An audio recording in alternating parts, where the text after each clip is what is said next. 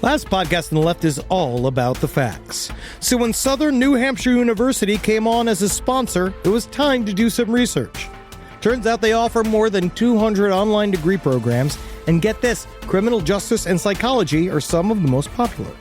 Classes have no set meeting times, and tuition rates are some of the lowest in the U.S. Want to learn even more about SNHU? Visit snhu.edu/last. Insurance isn't one size fits all. That's why drivers have trusted Progressive's Name Your Price tool for years. Just tell Progressive what you want to pay, and they'll show you coverage options that fit your budget. Visit Progressive.com to find a car insurance rate that works for you. Progressive Casualty Insurance Company and Affiliates. Price and coverage match limited by state law. There's no place to escape to. This is the last podcast. On the left. From your grave. That's when the cannibalism started. What was that?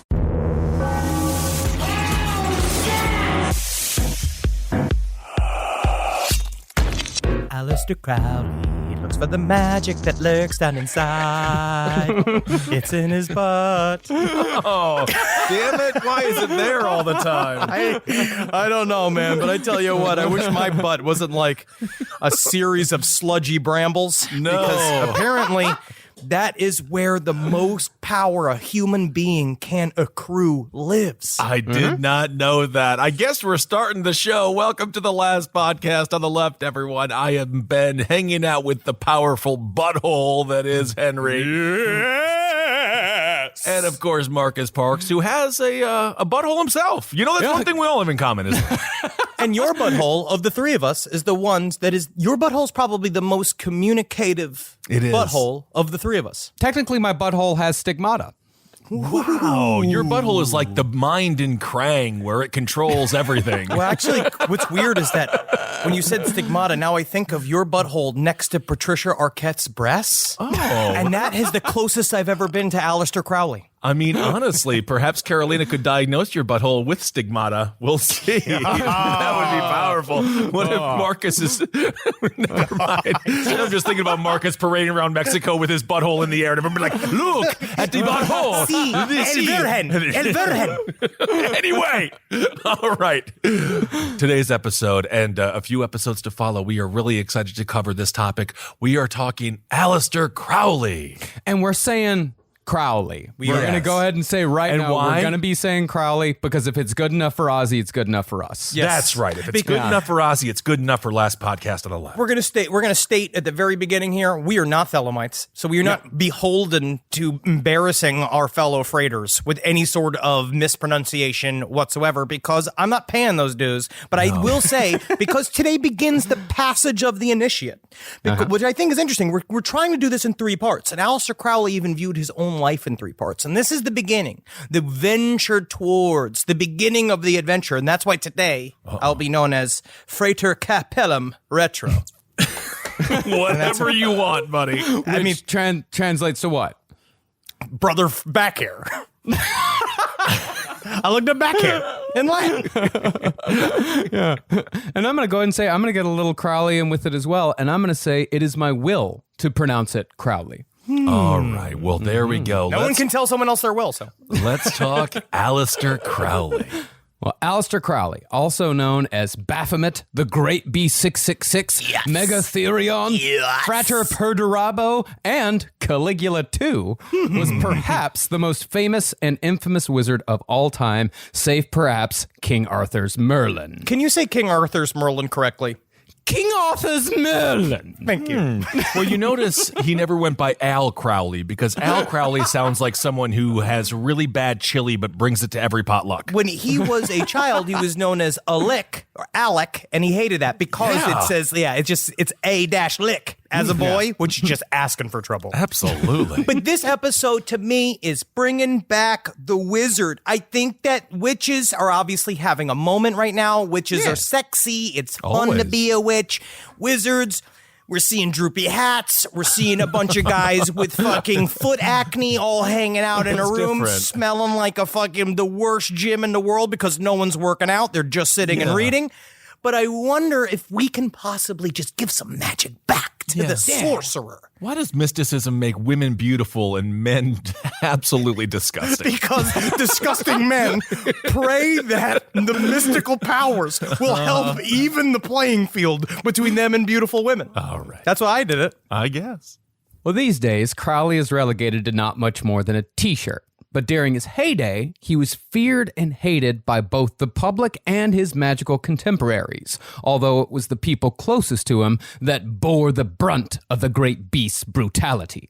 But even though Crowley did have followers at times, he was not a cult leader by most measures, mostly because Crowley didn't have the necessary organizational skills, discipline, or overwhelming need to be loved that most cult leaders have. He knew that he didn't want to really be... A lot of actors think they can be directors. Sure. Crowley was talent. And he knew that he didn't want to have to run all of these bullshits and herd these cats of a bunch of the most loser wizards in the world. We'll get into all this. I mean, honestly, this is incredible. I'm proud of him for knowing his role and sticking with it. Yeah, and while Crowley certainly was a joiner, as we'll see, his ego was actually too large to be a cult leader, making him far too independent to be bogged down by any sort of organized collective. When you say joiner, are you talking about the anal sex? Because isn't that the ultimate join? I mean more that he would join organizations. He was very eager to join organizations. Not conjoined anally. Yeah. I see. And in addition to that, Crowley thrived not on being loved, but by being hated. Now, it's arguable that Aleister Crowley was a sociopath, but that's not definite. It might have been that he was simply a narcissist with an unmatched ego, which, as we know, is a personality combination that can still cause untold damage on any scale. Or move a lot of t-shirts and inspire all of these, the edgiest of the edgy that would, especially like when you first discover Aleister Crowley. I didn't know, like me as a little kid, like seeing the pictures of Aleister Crowley, especially because I was already interested in the occult. By the time I was like 10, seeing those pictures, and he cuts this figure, this incredible, like solid man who really was a very powerful entity. And it's not until way, way later on that you realize that anybody who's shaped like Lex Luthor is more likely to be a janitor than a CEO. Yeah, he looked like a pirate, but instead of floating on water, he floated on human diarrhea.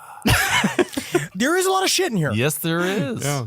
Well, Crowley was known in the papers as the wickedest man in the world. Yes. Cool. But that isn't quite accurate. Nah. We've covered far more wicked people in just the last 6 months, never mind the last 10 years. And it would be hard to even call Crowley evil. Instead, as Gary Lockman put it, he was only insensitive, selfish, and driven by a hunger that he seemed unable to satisfy. The embodiment of religious thinker Blaise Pascal's remark that, quote, all human evil comes from man's inability to sit in a room. So has every invention used to masturbate with.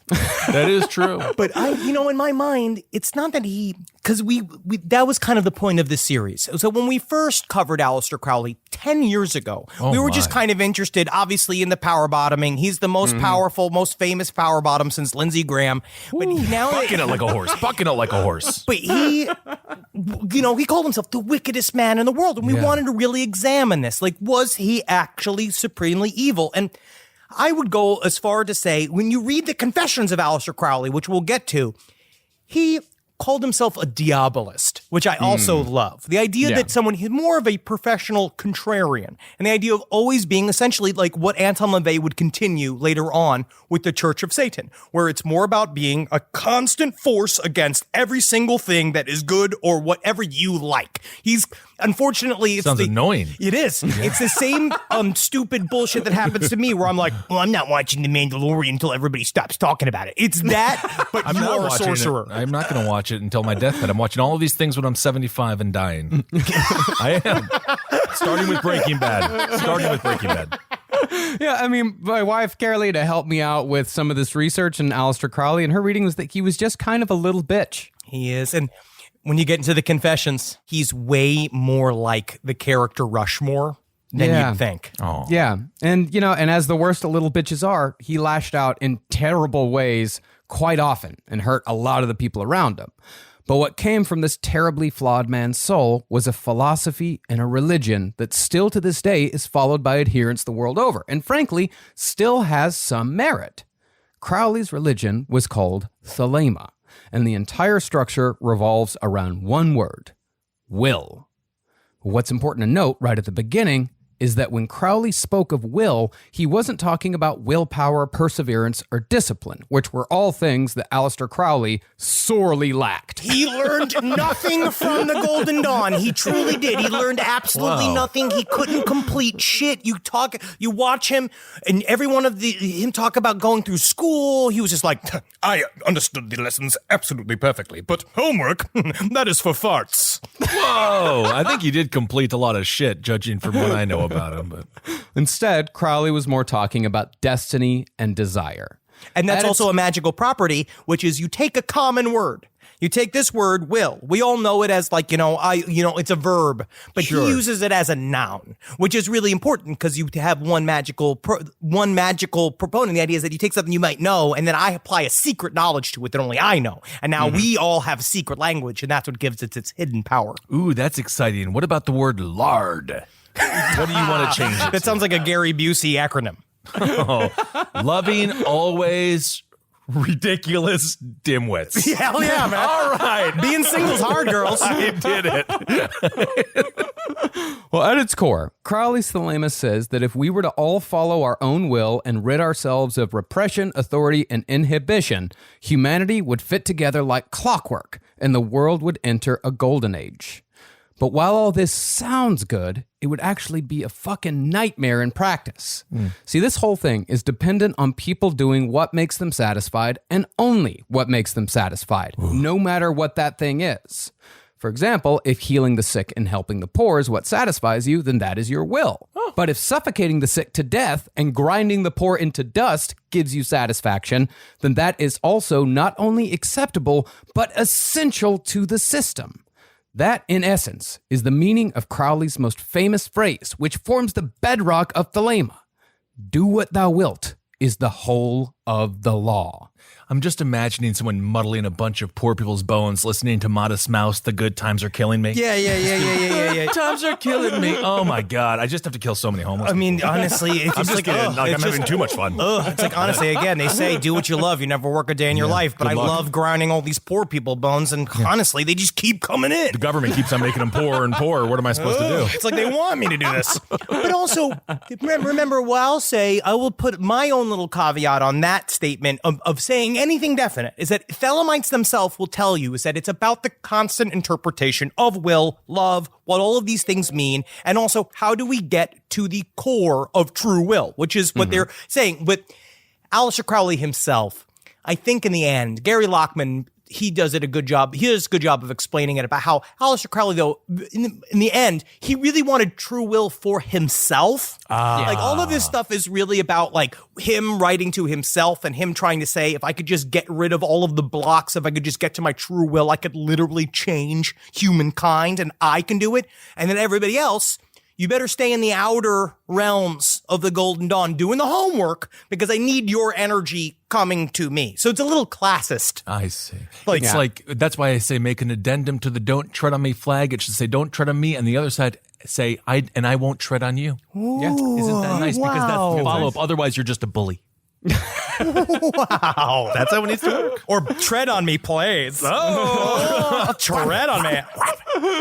Well, I mean, Aleister Crowley's idea of like do what thou wilt and this idea that there are certain people that are above others. I mean, it's a lot like the Alfred Hitchcock movie Rope, where, they're where they kill someone. They kill these two rich boys kill one of their friends because they're trying to test out this theory that murder should be a privilege given to those few up top. It's a great fucking movie. Awesome. I love that movie. And the other thing about Thelemites, is that what they're called? Thelemites? Thelemites tend to spend most of their time trying to pretend that Aleister Crowley doesn't exist. Oh, Well, that's the new. They don't like the him. new movement is to have a thelema without an Aleister Crowley because Aleister Crowley was naughty. But I don't think they understood that like without Aleister Crowley there is no thelema. So I don't really know where you're at. Is it the equivalent of carving out Jesus or Moses? I for would the say Abrahamic that. religions. I mean, I mean, how can technically, you but have- Jesus is. This is way more. Thelema is way more Crowley branded, where Jesus was, based off of all of the other legends that story was based off. Constantly ripped, and it's just all about the sun coming back for the wintertime, like from the depths. It's just a solar explanation. It's allegory. All right. Well, in many ways, thelema is actually more extreme than Satanism, because at least Satanism has a caveat that prevents its followers from hurting others in the pursuit of their own desires. And Satanism has rules against harming children or making sexual advances until you've been given what they call the mating signal. That's when a woman grabs her labias and goes, "Get it, get it, get it, get it, get it, get it, get it, Oh, get it, get it, get my. it, get it, get it." Oh, wow. Well, as others have put it, thelema is really a combination of two late 20th century ideas that came into being long after Crowley was dead. Those ideas are do your own thing and just do it. Nike. Yeah. And in thelema, both of those statements are meant to be followed without restriction and to the greatest excess. And therein lies the reason why we still talk about Crowley to this day, or at least one of the reasons. With as many awful things as Crowley got up to throughout his life, his ideas, but perhaps more importantly, his essence, have only gotten stronger as the decades have gone by. But even outside of his philosophies, self-made religions, and ideas, Aleister Crowley is simply one of the great characters of the late 19th and early 20th centuries. He was trying to actually be a villain for all mankind. If you get into Book 4 of Dune, this is where I'm starting this. The God Emperor, there's going to be a whole episode just designated to just the God Emperor when we can't talk wait. about this. It's finally will be done. It will be done, Kissel. Dunecast is coming. It's coming. But the God Emperor... Listen to them clamoring for it. there is some interest. Please, yes. Thank you so much for the fat man representation, Henry. I'm here for you. But the God Emperor knew he had to situate himself in the center of the universe as a God Emperor to allow the whole universe to hate one point so they all stop fighting each other. So on some point, in some level, Aleister Crowley viewed himself as kind of a pinion point of evil and degradation and all this shit to kind of hold the bar for this is where villains should be. All villains fall under my flag. And he existed in real life versus other actual wizards that were losers. But other wizards that used to fight him. So we had this like moment in time where while we have people like H.H. Holmes who were actual supervillains, we had a guy but he didn't want to be necessarily. Aleister Crowley wanted to be one and created the vision of himself as the great beast for all mankind to hate. Every time you scratch your genitals after a hard workout and sniff them with your hands like you're a gorilla, there lies Aleister Crowley. It is that smell. It's its essence. It's his essence. Well, it's belly button smell. Yeah. Well, concerning his character, Crowley performed intricate spells using arcane knowledge that supposedly loosed demons upon the earth. He claimed credit for World War I as an unfortunate byproduct of a ritual gone bad. And he included some of the greatest writers of our language, like William Butler Yeats and Oscar Wilde, in his list of personal enemies. He was jealous of Oscar Wilde. Well, and who was it? Yeah. So he looked at the devastation of World War I, saw all the suffering, the explosions, the devastation, and was just like, I'm going to claim that. Yep. I'm going to claim that as my own. Well, he claimed it as his own, but he needed to make it. His ego was so large that he claimed it as an oopsie doodle. Oh, I see. Yeah, that he had done this ritual and hadn't quite done it right and had loosed upon the earth the demons that caused World War I. Hey, Aleister, I'm just talking for all of people. Can you get it fucking right next time? Absolutely. Because the last time you fucked it up, we had a world war, and I think we were going to have another one. I honestly was trying to apport ice cream for all mankind, but instead I created those horrible men with the steel masks because the cannibals just rip off their noses. But I'll say at the same time, very metal. Well, that is true. Well, at times, Crowley lived in squalor or extravagance, darkness or light, atop the highest peaks of the world and the lowest depths of human depravity. He was a man who both claimed to channel his guardian angel during the creation of his own philosophy and a man who literally ate shit in the pursuit of magical power and understanding. But perhaps what made Crowley Crowley was the fact that he was quite possibly the last person in the history of the Western world to be taken seriously as a true sorcerer and a man to be feared for holding sway over the powers of darkness. I'm just not. Master Crowley. Can we play the sting? We work with Spotify. I'm not sure if we legally can. I just don't trust any wizard who walks into a porta potty and says, "You going to finish that?" I don't need. That's most wizards. Yeah, I don't know. Another man's trash is another man's treasure. That's my shit, sir. But before we get into the full life story of Aleister Crowley, let's acknowledge our sources for this series. Our first is Perdurabo, The Life of Aleister Crowley by Richard Kaczynski. This one is by far the more dense of our two books, far more complex and more comprehensive. Recommended only for those with a true hunger for knowledge about Crowley. There's a lot of shit about Crowley in that book, and there's a lot of shit about Crowley out there. There's a lot of sources, and there's a lot of material. Man, that name Kaczynski really took a hit, huh? Yeah, it really did. Yeah. For most of us, though, the book to read is Aleister Crowley, Magic, Rock and Roll, and the Wickedest Man in the World by Gary Lockman, who is, as we've said, one of the finest magical minds writing today, in addition to being the first bass player in Blondie. But he doesn't like saying that he was in Blondie. Well, he likes to allude to it in the introduction to Magic, Rock and Roll, and the Wickedest Man in the World. He keeps saying it's like, yeah, and so I was hanging out with a guitarist, Chris, and we were meeting up with our singer, Debbie. You'd be but like, never we know. Cool. We know who they are. You can hear the guitar licks, though. That's a kick-ass freaking title for a book. That's awesome. And for my part, I got through about 100 pages of the Confessions of Aleister Crowley, which is what he said. He said it was far too truthful and far too blasphemous to ever be published. But the reason why it wasn't published is because it's 721 pages long. Oh, my. But I will say, of all of the writings of Aleister Crowley that I have read this week, right, going through Book of the Law, going through some of the Libers, going through the Book of the Lies, it's easier to read than Dianetics, which I'm very thankful for. Honestly, it's at least some of it reads. Well, I suppose David Icke's The Biggest Secret. Which one is easier on that? They're all easier because you know what I like about Aleister Crowley? It's short. Except for the Confessions, which is just, it's filled with gems, though. I love it. Just a quick question here so we can kind of establish character via scent. Who stunk more, Rasputin or Crowley? Rasputin. Okay. I think Rasputin's stinkier, bigger dick. Okay. Aleister Crowley, though, probably, I want to say Aleister Crowley fucked more than Rasputin. Yeah. Wow. Because Rasputin only played for one team. Aleister Crowley was in every sport. He diversified the field. That's kind of cheating in a way. Yeah, he was the Bo Jackson of comp. Wow. Two-sport star. Well, I'd say anyone out there that is interested in magic or Aleister Crowley, fucking read Gary Lockman's book. It's fantastic. Yes. Read any of Gary Lockman's. He's one of my favorite authors. Secret History of Consciousness, his book on Madame Blavatsky, Dark Star. He's fucking great. Lockman's wonderful. He's really, really great. And also, Kissel gave me a massive book for Natalie and I's wedding for a gift. He gave us the entire rituals of the Golden Dawn, which has also been endlessly helpful to start to understand how all of these things work. And it's actually kind of approachable once you spend about 20 hours reading many things. You start to understand it, but then also everything else falls away. Your wife stops loving you. Yeah. Everything else goes. Your health goes. You just start, I'm just reading this huge tome of Golden Dawn initiation rites, just eating mac and cheese in my underwear, just sitting in the kitchen. But I think that's my most magical essence. Yeah. That's your will. That is your will. When I bought that book for you in St. Petersburg, Florida, the man became his eyes squinted and he was like, "Oh yes, you want that book?" And it was really cool. It's you could kill a fucking rat with that book. You It's could. big. Yeah, absolutely.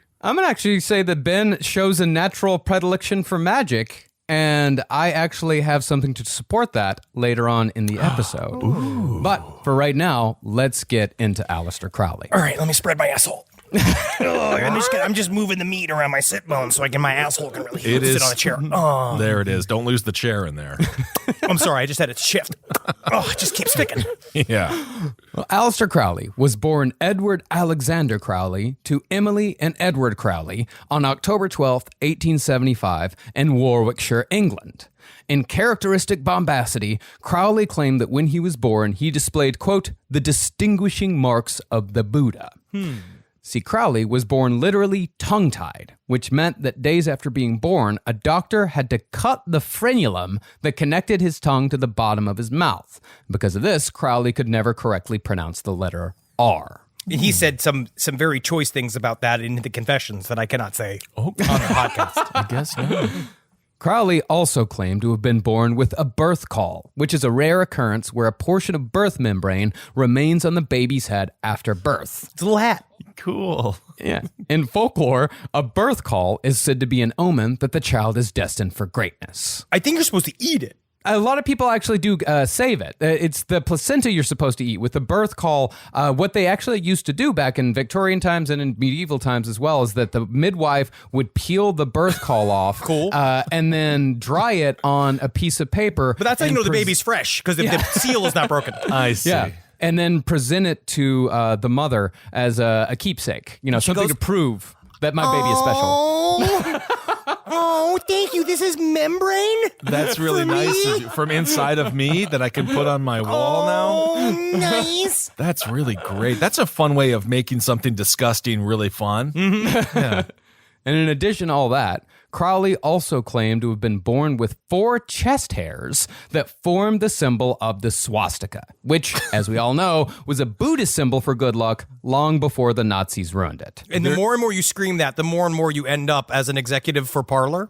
So just make sure you know that it is no longer a Buddhist symbol for good luck. Well, there's somebody in Brooklyn that would always wear the swastika, and he explained it to a lot of people. Always. He was They always love doing to it. explain But it. it was also acceptable because I actually ended up, because somebody who was walking down the street and someone looked at him, I was like, that's what he does. He's a symbol for Oh, no, Buddhism. that's a problem. No, I you knew got the guy. recruited. Now you're Yeah, helping. well, I'm just like, that's what he does. I had the conversation with him. He'd be great in pitches. We got to bring him in the room. I don't know. Now, not surprisingly, the later self-named Aleister, like most magicians, came from money. Yeah, apparently it's very difficult to sink whole years of your life into ritual magic without being independently wealthy. Oh, yeah, I don't when you know have to why. work, I don't know what it is about. Like the same thing about being a famous actor or a politician or like, and it seems about like coming from like gobs and gobs and gobs of money really helps. Ooh, I like Bitter Henry. It's just, it's an uphill climb.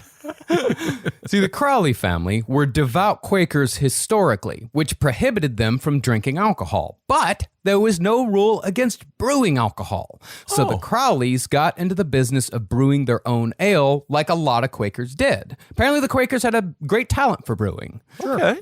Eventually, the Crowleys opened the first ale houses in England. And for the first time, Englishmen could get a cheap pint and sandwich lunch without going to the pub. Put into modern terms, the Crowleys basically invented Chili's. Whoa. Oh my And they were God, made- that's greater than magic. Power of the Vegeta. It's like, talk about nothing greater than magic, calling a place Chili's and not actually serving chili. No, you're in England because a chili would kill them.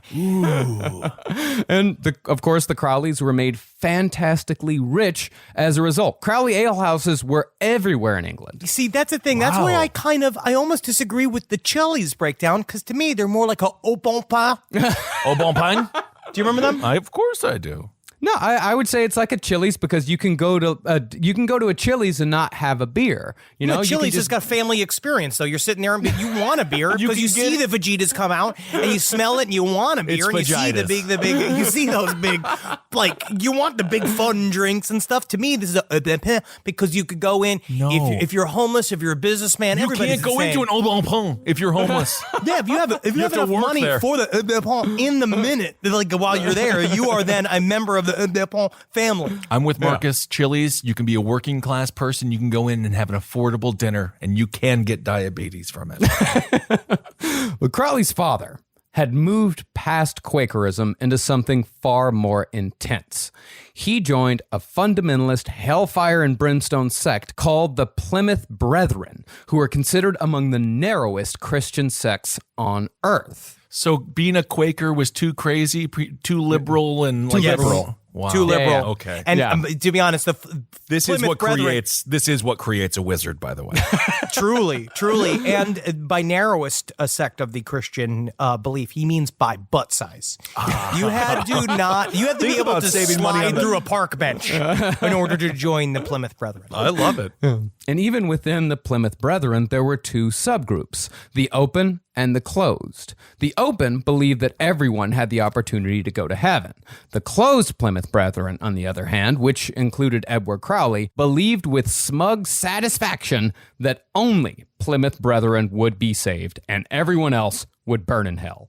Which actually completely mirrors the idea of the walled gardens of the magical societies and the secret societies that they would eventually, Crowley would eventually go and be obsessed with and try to join. Because the idea that we are a very specific club and we wear fun hats and we have a specific set of rights, I think for him really interested him very early on, because you're born into the elites. And the one thing that he said about himself is that he said that his whole childhood was born with the idea and the need to be a snob or an aristocrat. Because according to the confessions, I'm not quite sure, but whether I am the most outrageous snob that ever lived, or whether I am not a snob at all.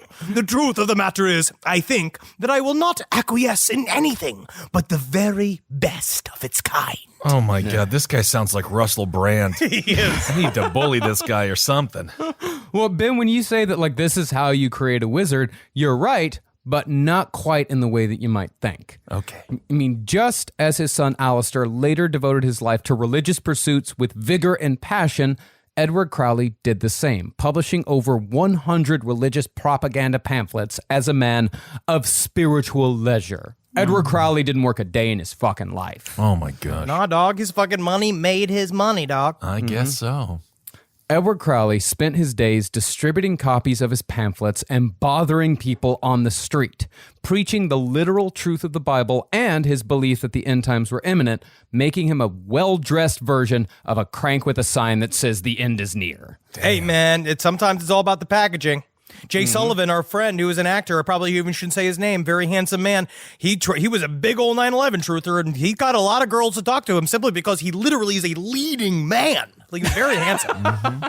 I will say this about people that have the ominous signs. Sometimes when the mood strikes you just right, it's kind of cool. Oh yeah, of course. When you're like when the world is kind of witchy and you see someone in the dusk with a sign that says the world will end soon. One of my favorite moments of that was I went to go see Children of Men in the movie theater, and I remember feeling like I was all fucked up, was leaving it and going out and it was in Times Square, and it was one of those like high stress times. I think it was an election year, and everyone was like, there was 3 of those dudes right in front of the theater, and it felt like I was in the Children of Men world for a second. And now it feels like we are once again. Yep. Isn't that nice? Edward Crowley was actually such a strict evangelist that his family never celebrated Christmas because he rightly pegged it as a pagan holiday that no true Christian would ever find themselves celebrating if they wanted to go to heaven. But while The word pegging has a lot of different circumstances. Pagan, I said pagan. Okay. Because you said pegging it as a pagan, and a lot of people do. But while one might think that this fundamentalism was exactly what Aleister Crowley was rebelling against, Aleister actually idolized his father, and Edward's faith in the literal truth of the Bible would be one of the most important influences on Crowley's later beliefs. Okay. Furthermore, Edward was actually quite popular in the evangelical community and would take his son on recruitment drives across England where Aleister saw his father command audiences and, more importantly, get attention. And Edward was sort of like, and Aleister, at the time, Alec, he was kind of like a Pugsley like creature, where he was a very good boy in the very beginning. He loved his father. He remembered every spank Did he try to kill his sister a bunch? Yeah. So you'd be surprised. No, his sister was killed by the womb. She was just deleted. It was a self-abort. Oh, no. And he was raptured by his father, and there was something about this kind of goon-like child that used to follow and they used to be like, oh, it's nice to have a father and his son hang about with each other. Meanwhile, like, he's just standing from the back, just being like, one day, this will be me. Sounds like the beginning of The Rainmaker. No, it's just anybody who's born with an Elrond body understands that they're born to be in charge of a group of people. That's right. But while Crowley hero worshipped his father, he despised his mother for reasons that no one, not even Crowley, has fully been able to understand. Because by his own accounts, both of Crowley's parents spoiled him terribly and loved him dearly. The closest thing I have to an explanation is that Crowley says that she was physically repulsive. Oh That my! is what he It's said. about his mother. He literally What do said- you want to fuck your mom? She didn't have a nice set on her. Her butt was horribly That not is round at literally all. what he Look, said. Well, who cares? It's your mom. He was a diabolist. So his idea was that you're always searching for whatever is the most taboo fuck thing you can think, right? So in my mind, because his mom was so unfuckable to him that he did not like it. He liked his dad. He thought his dad cut a kind of fun figure. Like he thought he was like fast. Striking man. Yeah, he was a striking man. Where his mom, he called her like lumpy and wet. Who and did all these cares? things. I don't know. He wanted to be horny for mommy. I guess. Well, about the only negative aspects of Crowley's mother's personality was that she was strict and she lacked a sense of humor, especially about herself. Crowley described her as a brainless bigot of the most narrow, logical, and inhuman type, but that could have easily described his father.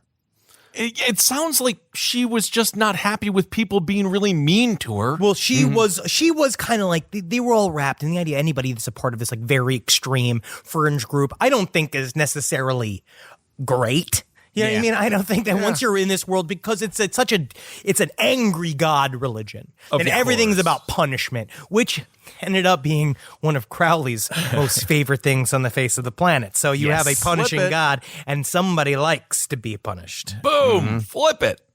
This podcast is brought to you by Squarespace. Squarespace is an all-in-one website platform that helps you stand out online. Yes, that's right. You don't have to smash your face with a hammer. You can just start a business. It's got everything you need on Squarespace, from securing your domain to building a professional site and showcasing your work all in one place. Let's say you want to show everybody how you can carve your ribs out of your lower abdomen so that you look more like a Ken doll. That's amazing. You can bring your vision to life with AI-powered design or curated templates, plus flexible editing tools that helps you create something that truly reflects your style, especially if you are somebody that is trying to corrupt the young men of America. That's what Squarespace is really going to help you. Squarespace makes it easy. It makes it easy for you to put all that together, and you just go to Squarespace and do it all.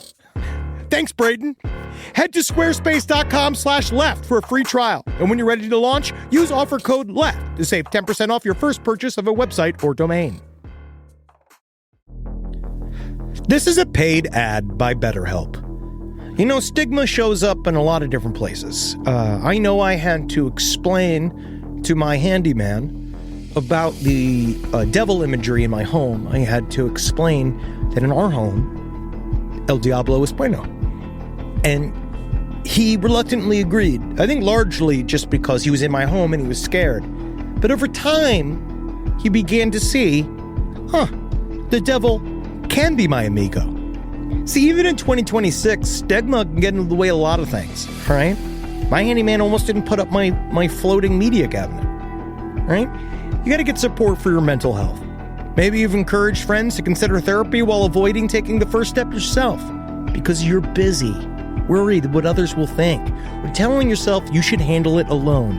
No, you need a team. Get therapy with BetterHelp, the world's largest online therapy platform.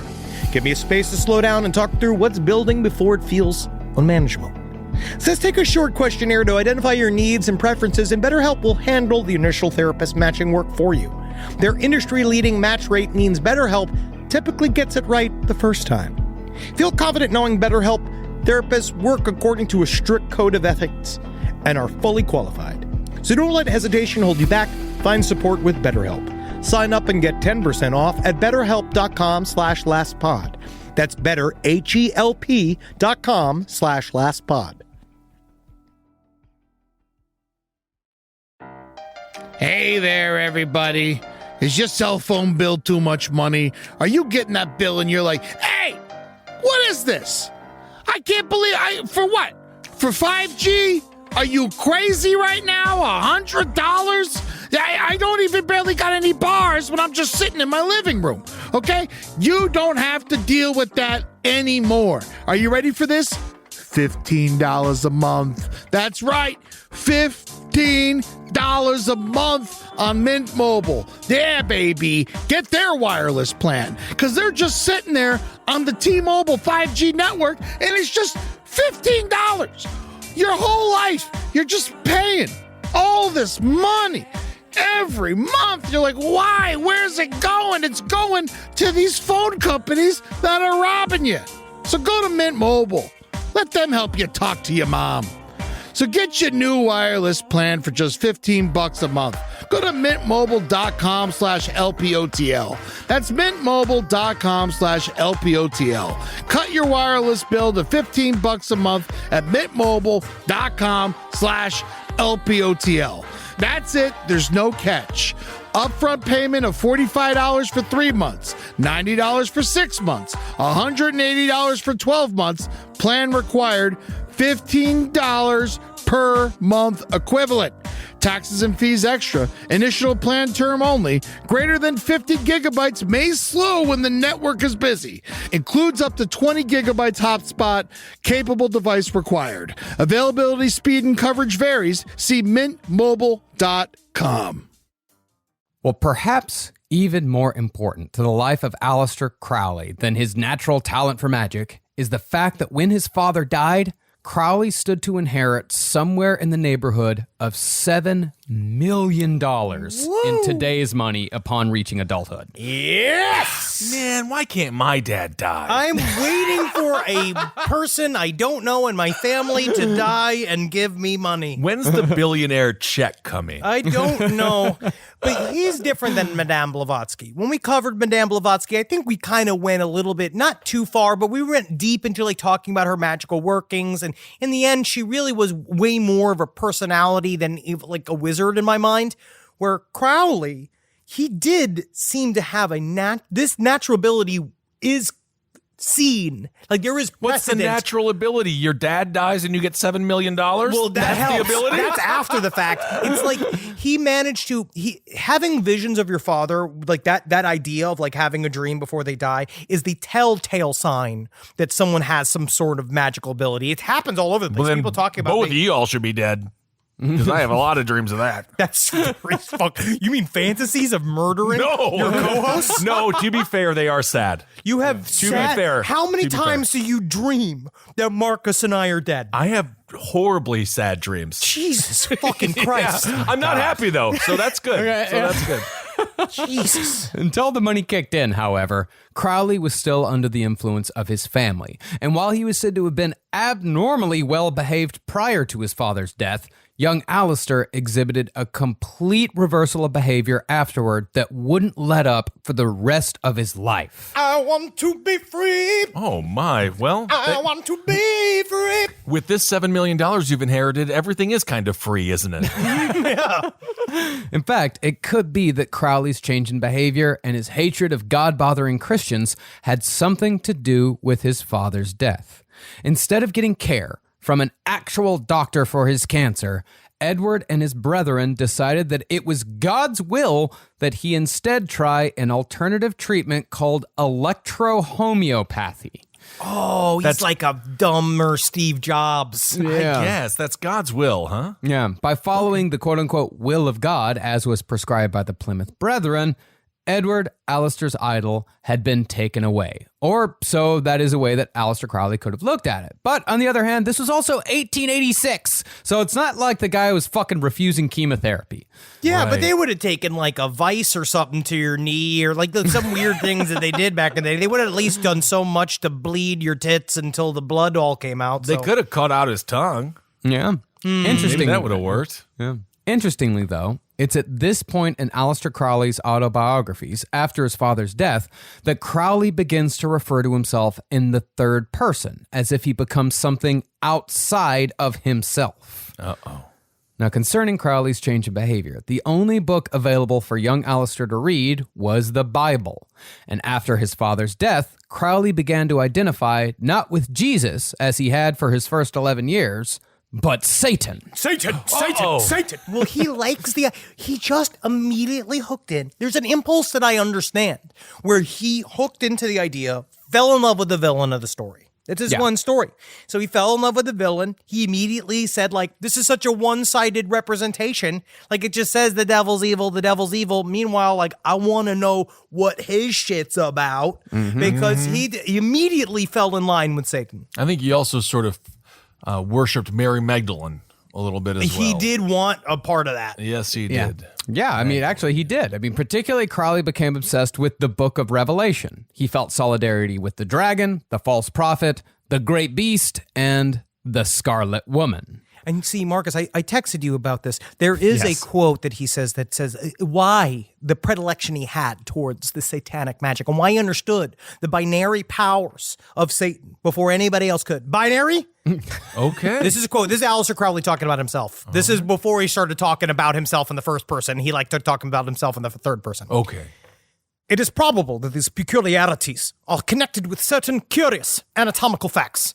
While his masculinity is above the normal, both physiologically and as witnessed by the powerful growth of his beard, he has certain well-marked feminine characteristics. Not only are his limbs as slight and as graceful as a girl's, but his breasts are developed to quite abnormal degree. Thus, there's a sort of hermaphroditism in his physical structure, and this is naturally expressed in his mind. So he's man, big titty boys. Big titty boys. I can get him a bearded lady. I mean, I can find him one of those. Remember Rebecca Romaine Stamos in Dirty Work? She had a beard. I remember that. Big old boobs. No, but this is about the big titty boys out there. This whole episode, we're all top heavy. He's fucking. Oh, he wanted a big titty boy. No, look at these. He said he was a big titty boy, and because he was a big titty boy, he was better than us small titty boys. No titty boys. No titty boys don't have natural magical inclinations. The big titty boys understand the struggles of the woman, how hard it is when your nipples chafe when you run, how you just know that everyone's staring and looking at them and wondering when they can fucking suck on them, and babies look at them thinking you're a woman. Meanwhile, every time a baby sucks on them, they start coughing because all the hairs. Yeah. But you gotta shave and you gotta shave and it keeps coming back and you look like a porcupine with cancer. Well, it's not good. But concerning Crowley's obsession with Satan, it must be pointed out that Crowley was not strictly a Satanist, as in he never worshipped Satan. Rather, as he put it, he simply went over to Satan's side. He didn't hate God or Christ, but instead hated the God and Christ of the people he hated. Here's another quote. Crowley writes, I was in the death struggle with self. God and Satan fought for my soul those 3 long hours. He thought about it for 3 hours. 3 hours. God conquered. Now I only have one doubt left. Which of the twain was God? I gotta get out of this conversation. What is going on? Well, the Christianity he hated was the Christianity of hypocrisy and cruelty. The false Christianity. The kind of Christianity that is still poisoning our fucking society to this day. Well, Every day. He had $7 million to dry his tears with. Whoa. Money doesn't solve all your problems, Kissel. It does. It's just most of them. There's like 97% of them. Quite a bit of them. It gives you time to deal with your problems and hang out with them. But then think of the sadness that comes with the wealthy. I know. Do you want to talk about GameStop? GameStop stock now? So Crowley decided that if so many people could be mistaken about God, then they could also be wrong about sin. And therefore, as he later wrote, I was anxious to distinguish myself by committing sin. But the thing about Crowley is that for someone so ensconced in the metaphysical, he tended to take most things, like the Bible, literally. And while this might have been his father's influence, Gary Lockman believes that this way of thinking puts Crowley on the spectrum for autism. See, some but not all people with autism have a hard time with colloquial language, i.e., common phrases that we all take for granted. And Crowley certainly had this problem. For example, when Crowley heard, hey, cats have 9 lives, he decided to see for himself. I will crush every life. He does. That's what he decided immediately. Yeah. Okay. Yeah. At age 14, Crowley captured a cat and subjected it to 9 forms of death: arsenic, chloroform, hanging, gassing, stabbing, slashing, smashing, burning, and drowning. And then he threw the goddamn thing out of a high window. All of these hours killing this creature, and all I did was create a frisbee. How did it do? Did it live? No. It died after the first one. I'll be honest. Honestly, it died on the way to the house. I think it was very sick. Oh, it sounds like it. Furthermore, Crowley seemed to have a hard time understanding experiences, what they call tacit knowledge, where we are able to enjoy sex simply for the act itself or able to enjoy a couple of drinks just to relax.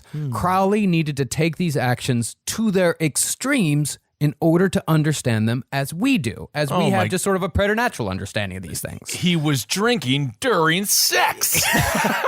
What kind of Costanza guy is this? But you know what? It's weird because I do believe that you can do a performative.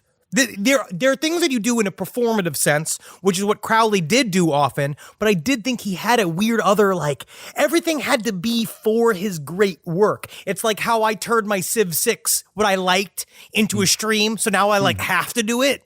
Yeah. It's the same thing where every single... Is it the same thing? It's like he became... everything he loved, he turned into a fucking job, into I must now fill myself to the brim with sex, so that I see its every intricacies. Meanwhile, it's like...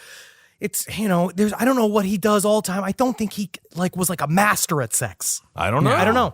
No. I mean, concerning his way of thinking about things literally and taking them to the extremes, in his mind, in order to understand sin, he had to commit the ultimate sin. The sin that was committed against the Holy Ghost itself. Oh my God, he's not going to pay his taxes. The ultimate sin. Whoa. Well, the ultimate sin, it was unknowable yet unforgivable. He didn't know what it was, but he would spend his life trying to find it.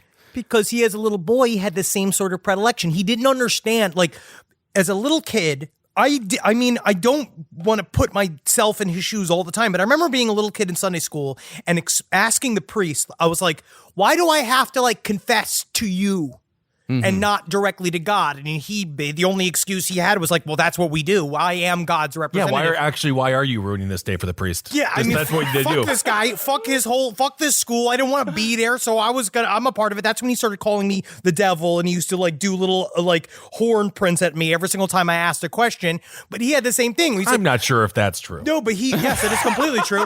And then he said, it's the constant thing where he's like, I don't get why you can commit all of these sins, but then you can throw a Hail Mary pass on your deathbed and all of a sudden you're in fucking heaven. He never understood that. So he wanted to find the one thing I could do that no matter what I got to, no matter how desperate I got for God, towards the end of my life, he kind of created this warranty for Satanism for himself, where he's so that by the time I get to my deathbed, even if I'm so deluded enough to ask God for forgiveness, I've committed the unforgivable sin, so at least I will finally go to hell where I belong. Not possible. But Crowley did have moments in his childhood in which things might have turned out differently. One of his tutors, a Bible salesman named Archie Douglas, was the closest thing to a normal person that Crowley had in his life. Oh, man, you imagine looking at a stack of Bibles, just sweating profusely, being like, I gotta move these fucking things. Oh, yeah. I gotta move these Bibles today. Everyone has a damn Bible in this fucking town. I'm gonna start burning Bibles. If I burn Bibles so I can sell new Bibles, is that against God? It might be, but honestly, it'd be nice if you put a couple of pictures of breasts in it, or maybe a dick or something, something that people would like. Something. Well, Archie introduced the sheltered Crowley to smoking, drinking, gambling, billiards, and women in a way that was probably inappropriate by our standards, but entirely normal in 1880s England. Yeah, nothing really. That's just playing pool at a bar, talking to women. But he was 11. You know what I mean? It's the difference is when you give an 11-year-old. But he was 14. Oh, and 14 by Wisconsin and Texas and Queen standards. There's people bar at 14. They're at bars with their folks. Oh yeah, you could suck a dick by the time you got a mouth. Well, that is, Well, while hanging out with Archie, Crowley met an actress and fell in love, and later said that during the 10 days he spent with her, the nightmare world of Christianity vanished, and his obsession with sin fell from his shoulders into the sea of oblivion. He was just a fucking teenager. He came. That's the thing, is that he came and he was just like, whoa. I thought you were going to say he fell in love with the theater. No, he fell in love with his dick. Oh. Yeah, he said when he discovered masturbation, he applied himself to it with characteristic vigor. That is one way to put it. It's one way to put not getting out of your room. I did When you masturbate do. before this episode so I can keep my cum in so I'd be extra powerful. Isn't that exciting for you? Nice. It should be exciting for you both. It is not exciting for me. I don't want to know how much is. I'm what filled with it today. Weird hairy cum is swimming around inside of you. But when Aleister's family discovered that Archie Douglas was giving young Crowley a taste of the secular life, they dismissed the tutor, writing in a letter that they did so because Aleister was too happy. Oh, come on. Kids shouldn't be that happy. The teenage Crowley was thrust back into a world of guilt and repression, but was now all too conscious of the life that existed outside of the confines of a strict Plymouth Brethren lifestyle. See, this is the problem with strict lifestyles. He actually is totally normal. Yes. He lives in a Buster Keaton world of insanity, and he's like in the 60s, he's just a hip guy. But He's just a normal but person then that likes sex and wants to have fun with the opposite sex and wants to do stuff or wants to have, like, he wants to experience things. But without that structure, he's not Aleister Crowley. Yep. Interesting. Now, this taste of the good life might have been what inspired Crowley into the most infamous of his young dalliances, when, at 14, Crowley supposedly seduced his parlor maid, and they had sex on his mother's bed. Put down that bucket of shit and have sex with this bucket of shit. Oh, wow. Now, concerning sex, Crowley would later write this. My sexual life was very intense. Love was a challenge to Christianity. It was a degradation and a damnation. Sounds like you just jerked off a bunch. Now, again, that does sound kind of cool on the surface. A challenge to Christianity, a degradation and a damnation. But there was a problem with looking at sex this way.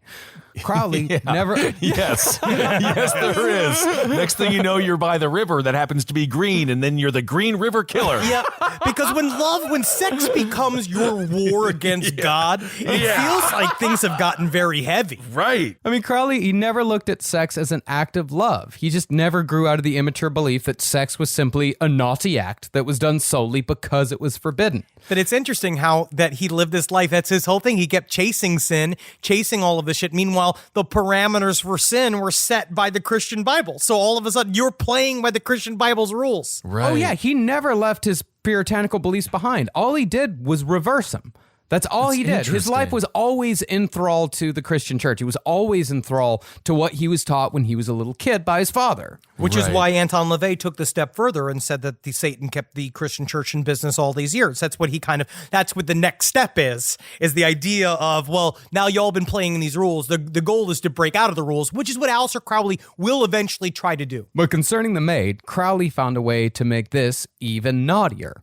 When the maid confessed to Aleister's Uncle Tom, Crowley lied and said that he had been at the tobacconist, admitting to a smaller transgression to get out of a larger one. Oh, man, things were so much cooler then. I'm going to the tobacconist, and now it's like, I'm going to go get some smokes. Yeah, like the tobacconist it's sounds like a man with an apron and like a bunch of like vials and stuff. That's fun. No, That's classy. the tobacconist nowadays is just a place called Nothing But Smokes, and it's got and it's called Butt, and you can get a fucking B-U-T-T. and you can get a fucking 40-ounce soda for $1. That's Cool. what a tobacconist is nowadays. You mean heaven? That, honestly, a good 40-ounce soda, a nice menthol. Ooh, that's simple a day. pleasures. Yes, Yeah. indeed. Simple Nothing But Smokes. They still dot every corner of Lubbock, Texas.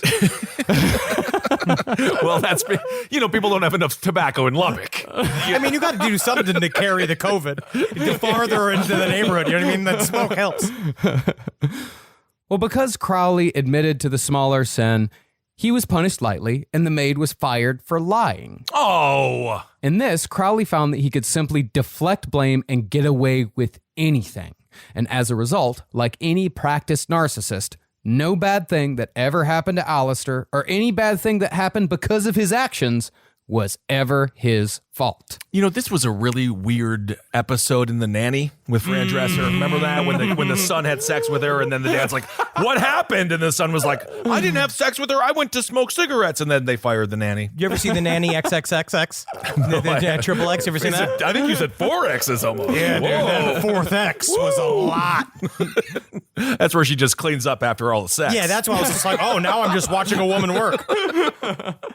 But this incident and others, like the time Crowley almost blew himself up with a 10-pound homemade firework, led to Crowley's first alias, the Great Beast 666, which was given to him by none other than his mother. It's set so early. It's set really, really early. We don't know if she actually did it or if that was just a story, but still, that was how he thought of himself. Okay. Well, he identified with the Great Beast 666. So there was something about it. He identified with the idea of, because what we now know when we covered Revelations, what we know is that that was all technically political theater, but he read this as the first time you see something fucking super metal in your life, and you're already going to be a person that's inclined to super metal fucking imagery, and then you see the Great Beast, and so you're just like, fuck yeah, dude, I'm the fucking dragon too, dude. Meanwhile, like, your name's Clyde, and you do a bunch of fucking like death metal, like, while you're also working at the 7-Eleven, but it's cool, you know what I mean? Because that's your shit. But you know, when it comes to the Great Beast 666 just sounds like a gamer tag. It sounds like somebody that I play in Madden. By the way, Thursdays on Twitch, 2-0. Or it sounds like that guy Morbid that was featured on that fucking Elisa Lam documentary. Which, by the way, if any of you motherfuckers out there that was on that documentary that blamed Morbid for killing Elisa Lam, you owe him a fucking apology for killing a man's means of self-expression. Leave Morbid alone. Leave Morbid alone. Give Morbid a fucking apology. You owe Morbid an apology. I'm talking to you. I'm very disappointed in you. I don't know who he's disappointed in, but he's mad at somebody, and Morbid is good. No, Morbid is just a guy trying to make music, and everyone wanted to call him creepy, but he's just trying his best. I like his name. Well, for the next couple of years, Crowley seemed to have lived the life of a normal, wealthy young Brit, shuffling through multiple boarding schools, not because of bad behavior, but because he was mercilessly bullied at each one. It's hard when you were born to be above others. Yeah. I know, that was his belief. Yeah. Do we know if he was bullied or if he was extremely mean and rude to everyone and they reacted to it? I imagine it was a 50-50. Okay. Yeah. Well, at that time in Victorian England, though, the latest fad amongst the rich was climbing the chalk cliffs on Britain's coasts. And Crowley found that he had a natural talent for climbing. And before he knew it, he'd conquered such heights as the Devil's Chimney and Cullen Crack. Oh, yeah, I remember Cullen's Crack, and I tell you what, I could use a sweep. He actually was very, very good at mountain climbing. He's one of those. The thing about Aleister Crowley, too, is that he really was an incredible physical specimen. Yeah. He was very disciplined when it came to mountain climbing and yoga and meditation. And there's something about it that, because mountain climbing, what he said, it was his only true release. Because it was the only time it was the only time he was finally alone with his favorite person, who was his himself, which is basically what he said, which is honest. At least he's honest enough to admit it. Sure. Yeah, pretty soon he was obsessed with climbing. And actually, he would go on to set world records. Really? And of course, until the whole endeavor went to shit. And he was a free climber. He thought that anybody climbed with like pickaxes and ropes was a pussy, but actually I think that it's the opposite, where it's just like, I need an elevator. Yeah. I really would like elevator people. I need an elevator. I need one of those I need a snow plow, and I need a car, and I need heat. Yeah. And like McDonald's in a bag.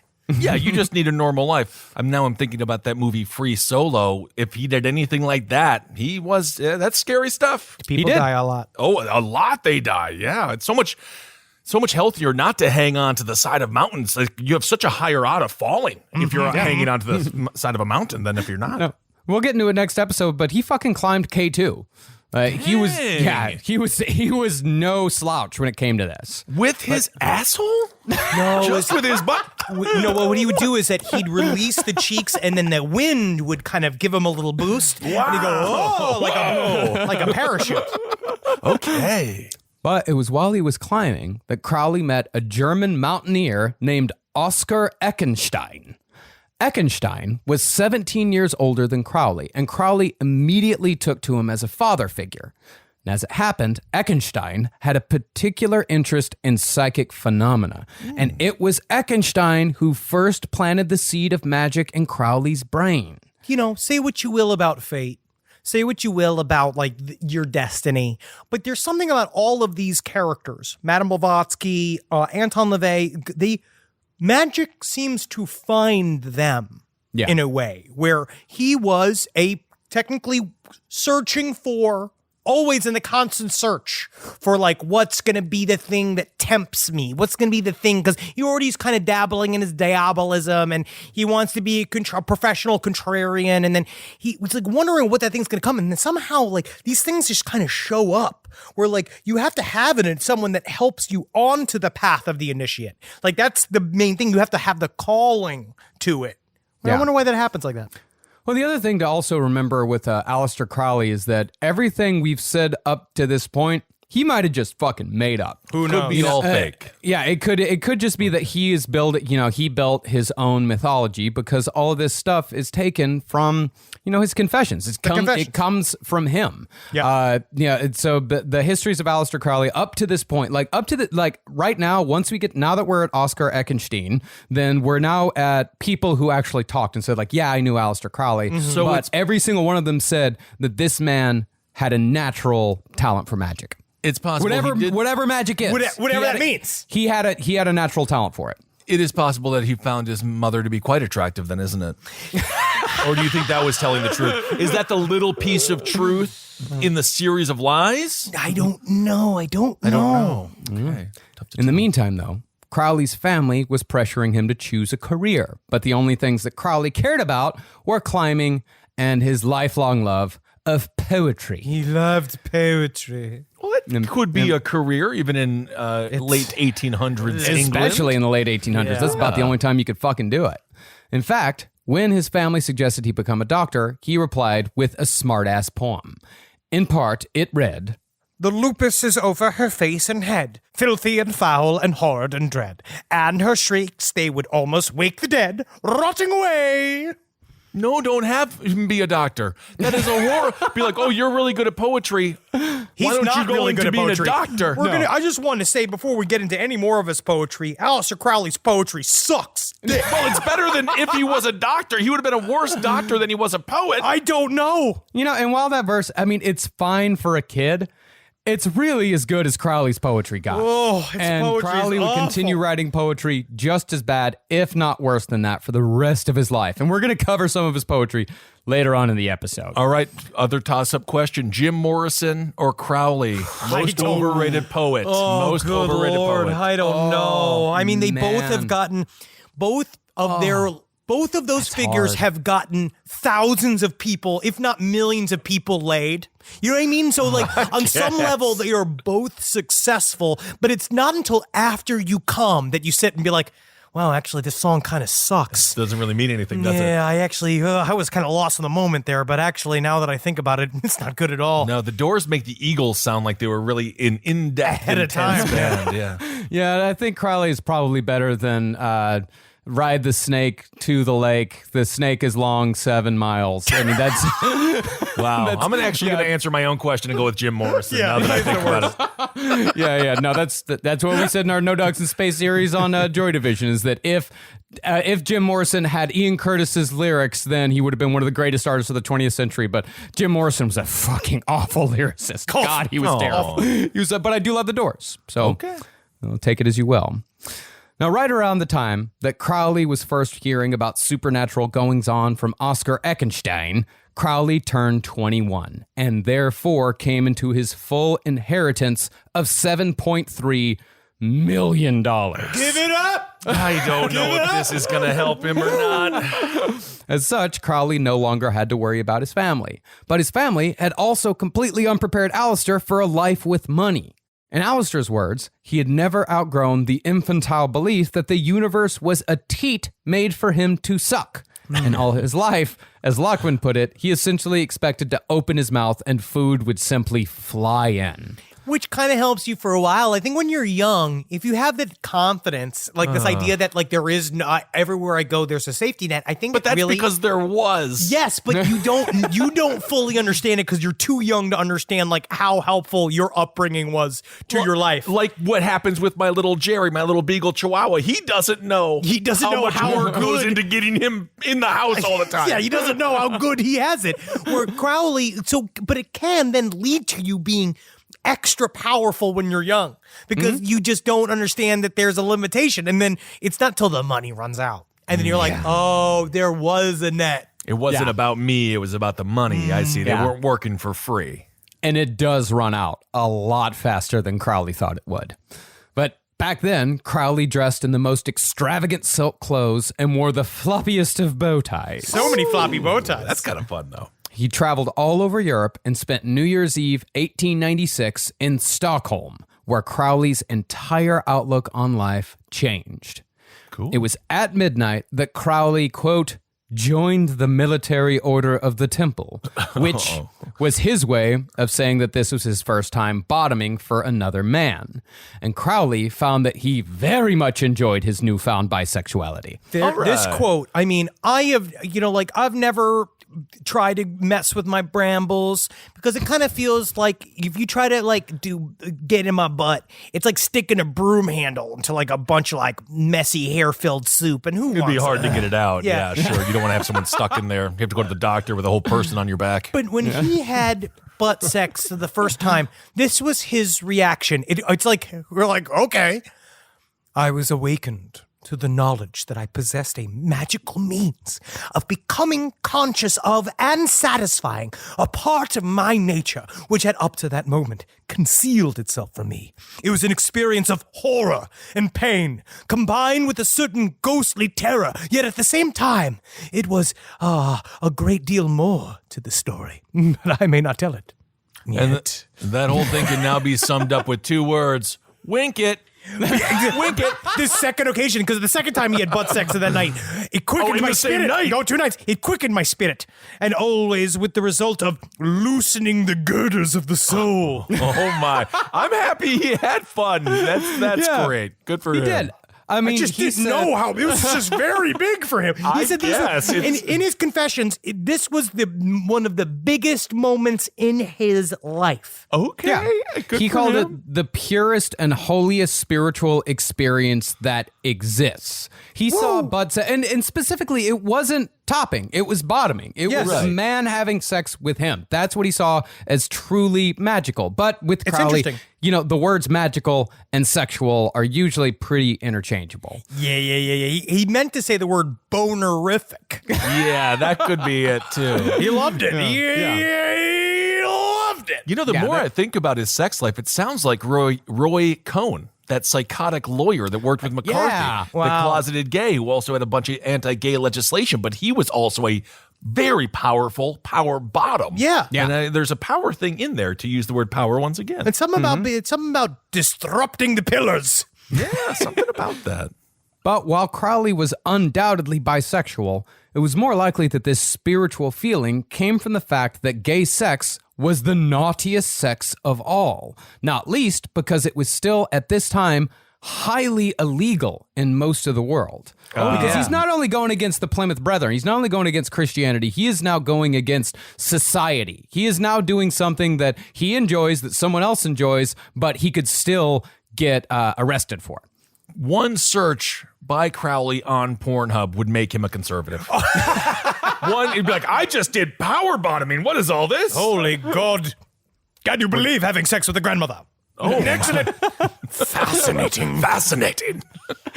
Regardless, though, soon after Stockholm, Crowley began a relationship with an early drag queen named Herbert Charles Paulet, whose drag persona was a play on a French actress Liane de Pougy that he called Diane de Roufy. That's a great name. It was cool, and he seemed like a very cool figure, Paulet. Yeah, I thought he was a swinging dude. Yeah. I thought Herbert was going to be his drag name, and I was like, that kind of missing the mark. Ladies and gentlemen, taking the stage, Herbert. I'm a woman. Herbert. I'm a damn woman, and we're all going to address me as such. Okay, but Herbert, thank you. Well, through Pollitt, Crowley entered into a social circle of decadent dandies that included who else but writer Oscar Wilde. Oh. Now, considering how Wilde was all about decadence, you'd think that he and Crowley would get along famously. No, but it turns out it's a... What is that, a tiger fight? Yeah. Oh. Yeah, I mean, as it often goes with strong, similar personalities, Crowley fucking despised Wilde. Despite Wilde being one of the most obviously gay men in history, Crowley said that Wilde had simply become gay as a career move. Yeah, Aleister Crowley just turned into Adam Carolla for some reason. I just love that that's been around forever. For forever. Like that this guy idea. is sucking dick to climb the... Well, you know, you could probably do that as well. Oh, sure. I mean, Yeah. if you're actively sucking dick. But Oscar Sure, Wilde... you have to like it a little bit, though, no matter what. But Oscar Wilde, I wonder if he had any... I didn't really get into if he had any reaction to Aleister Crowley, but Aleister Crowley was obsessed with Oscar Wilde, but also at the same time saying that he was not a real... He couldn't really do it. He's gay for fun. Was this a one-sided feud? I have a feeling Oscar Wilde didn't give a flying shit. I couldn't find anything about Oscar. I mean, Oscar Wilde definitely didn't write anything about Aleister Crowley. I mean, what was most likely going on here was another example of deflection. See, a lot of Crowley's poetry and his lust for the forbidden, as well as his antagonism towards Christian morality, is suspiciously similar to what Wilde was writing when Crowley was still a child. In fact, in one essay, Wilde wrote of the true personality of man, which is pretty goddamn close to Crowley's ideas about man's true will. That was something that Lockman discovered. Yeah, he's inspired, though. He's not stealing. Yeah. He's continuing. I wonder if he was underwhelmed by Wilde and then felt as if everything he read was a lie or something. I mean, he must have had some deep personal reason to hate him. He was just bitter because Oscar Wilde was the center of attention of the pop culture movement. He was the coolest, most decadent. Yeah. He was accepted by all people because, again, when it comes down to us all contrarians, such as myself, is that the whole thing is you want to be the fucking devil's advocate. You want to be the most evilest man in the world. You want everybody to hate you, but at the same time, you want them to want you in the room, and you want you want to be so undeniable. You're so powerful, and you tell everybody to go fuck yourself, but when you tell them to go fuck themselves, you want them to still be like, thank you, Aleister. Thank you. Yes, I will go fuck myself. But it's very difficult because a lot of people don't have that reaction. I don't think that you want anyone to hate you. I don't. I want people to love me. Yes. Well, that's what he said. I want people to hate me. But what he meant is that I want attention. Yeah. And because of the similarities between himself and Oscar Wilde, Crowley talked shit on Wilde whenever he could, while it's likely Wilde simply dismissed the young Crowley with a trademark clever barb. Gay. More like, yay for me. I got you, Crowley. You're brilliant, Mr. Wilde. Brilliant, I say. Yeah, I am a pretty good poet, huh? Hey, name's Oscar. Hey, nice to meet you. You really just captured the essence of Oscar Wilde's clever nature. Hey, like the Scarfy I got it from the store. You guys want some beers? Come on. I would love if you find out that that's how he really sounded. Hey, Papa Squat here. You want to watch the game? Hey, you want to suck my dick a little bit? Hey, I wrote a poem the other day. You want to hear it? Oh, it's nice. that would be nice. You want to do an arm wrestling competition? I would love to. You want to hug till we fall asleep? Yes. Fuck you. I like jazz. All right.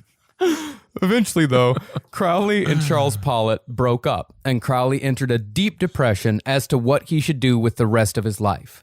He thought about being a diplomat after he took a vacation to St. Petersburg, but that seemed too ordinary for the likes of Crowley. He also straight up said he couldn't learn languages. He was just like, I just obviously understood all of the grammar immediately, but I would not sit and do the work of memorizing all these precious words and all these different types of words. And you're like, come on, buddy. Could you imagine that just being like, what should I do with my life? Be a diplomat? Maybe I'll be a prime minister. Like, what's crazy, the amount of privilege that very confident. he is with there. See, one of Crowley's defining characteristics, and perhaps his main motivation, is his desire to be known and remembered. He believed himself to be an extraordinary person, very special, and he wanted to find a way to give himself the immortality he believed he deserved. And this was before he had accomplished anything. He's like 20. He was special. He knew he was special. You saw the swastika hairs? Yeah, nothing more special than that. In his mind, even a career as a great poet, which he most certainly was not, would be forgotten in a century or two. And eventually, Crowley decided that the material world was one of decay, and the only way to truly achieve immortality beyond even the destruction of the earth would be to invade the sanctum of the god of his youth and enter the spiritual world. But since Crowley was so goddamn literal all the time, he couldn't accept the sort of immortality that religious folk believed awaited them after they died. Instead, Crowley needed first-hand sensory evidence of spiritual beings. I also think that this is a precursor to the LRH sentiment that the only way to make money is to start a religion. Where there's also a little bit of that, where he knows that he wants to surpass Oscar Wilde as just being a poet. He wants to be a magus. He wants to be like a person whose will moves the will of the entire world. That's how important he thought he was. LRH kind of had the same high-flying idea. I'm going to become a prophet. I'm going to make me a prophet, because then everyone will always remember me and I'll finally matter to somebody. Not like my mother. Not like my mother who never got it. No, your mother. It seems like she loved him quite a bit. No, well, she honestly, there's a whole, Confessions is honestly, it gets into way too much detail of his childhood, but it's a whole thing where he moved in with even more conservative people because he liked his dad's conservatism, but when he worked with his mom's side of the family, he hated all of them. It's a whole thing. Okay.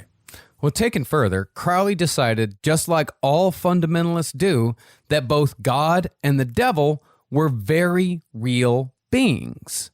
But where a fundamentalist Christian fears the Satan that he believes is real, Crowley decided that Satan was the one to contact. Satan is my boy. Oh, that's a fun thing for a hat. It is, yeah. Well, I find that fucking fascinating. That he had that same fundamentalist belief that, someone who lives down the fucking road in the trailer park does, where they believe that, God is real, that Satan is real and is actively trying to fucking get his claws into their life, but he flips it completely. I actually would have to disagree with you, though. The person in the trailer park knows God isn't real. It's still the rich that believe that God is real. Yeah. I will. That's why they're rich. Agree with that. It's not because they got super lucky. I would say that's a lower. Yeah, you'd have to be at least lower middle class to get that in your brain. But there's also things about just being a born edgelord that can actually weirdly help you out at some point, where he said he understood it's about kind of like branding. Like if you want to say, there's a cynical side of it. He's like, sure. There's nobody in this field yet. There's no real big person fighting for Satan yet. He saw a gap. Real historical figures. The more and more we cover guys like this, they understand the scopes of human eras innately in a way that maybe some other people don't look at their lives. He looked at the whole world and he was like, where can I be the most famous? Like, where can I be? What is the thing that works for me? Oh, look at that uncharted territory of butt stuff. Literally. Seems to be where my Plinko chip will fall. I need to fucking snake myself up into the G spot of Satan. And right there is where I'll be the only one in the space. And so then everything I do will be new and fun and something else. And then people will pay attention to me. You think about the inventor of basketball, that doctor guy, golf. He got the hole in the ground. Naismith? I think Naismith was. Is it Naismith? Naismith, yeah. That was the guy who invented basketball, yeah. Was it basketball? Didn't he want it to be like everybody got to hold the ball for a certain amount of minutes at the same time? Nobody dribbled. They could just throw it into like a basket on the ground. Wasn't that original white basketball? Game changed quite a bit since then, but he saw a hole in the ground for golf and said, what if we put a hole in the sky? See that? Basketball. Boom. Mm-hmm. Whoa. That's smart. Now, perhaps Crowley was simply following his nature. But while God is unknowable and unreachable, except in death or when God feels like it, Satan could actually be called up. And the means for Crowley to do this were found in a book called The Book of Black Magic and Pacts. Sometimes you got to call who will pick up the phone. You know what I mean? Absolutely. But honestly, you can see him going to one of those old-timey British bookstores. Oh, finding the book. It would be really cool. I remember when I went to the one that was closed in Melbourne, when I went to that dark magic store, and holy shit, I remember walking through there and it was like, this is like, I felt like Aleister Crowley. I got my big tits. I got a black shirt on. Yeah. It was fucking sweet as hell, man. I finally felt at home. Well, the Book of Black Magic and Pacts, published in 1898 with all seriousness by Arthur Waite, documented the more famous books of spells, also known as grimoires, and attempted to synthesize all of them into one usable system.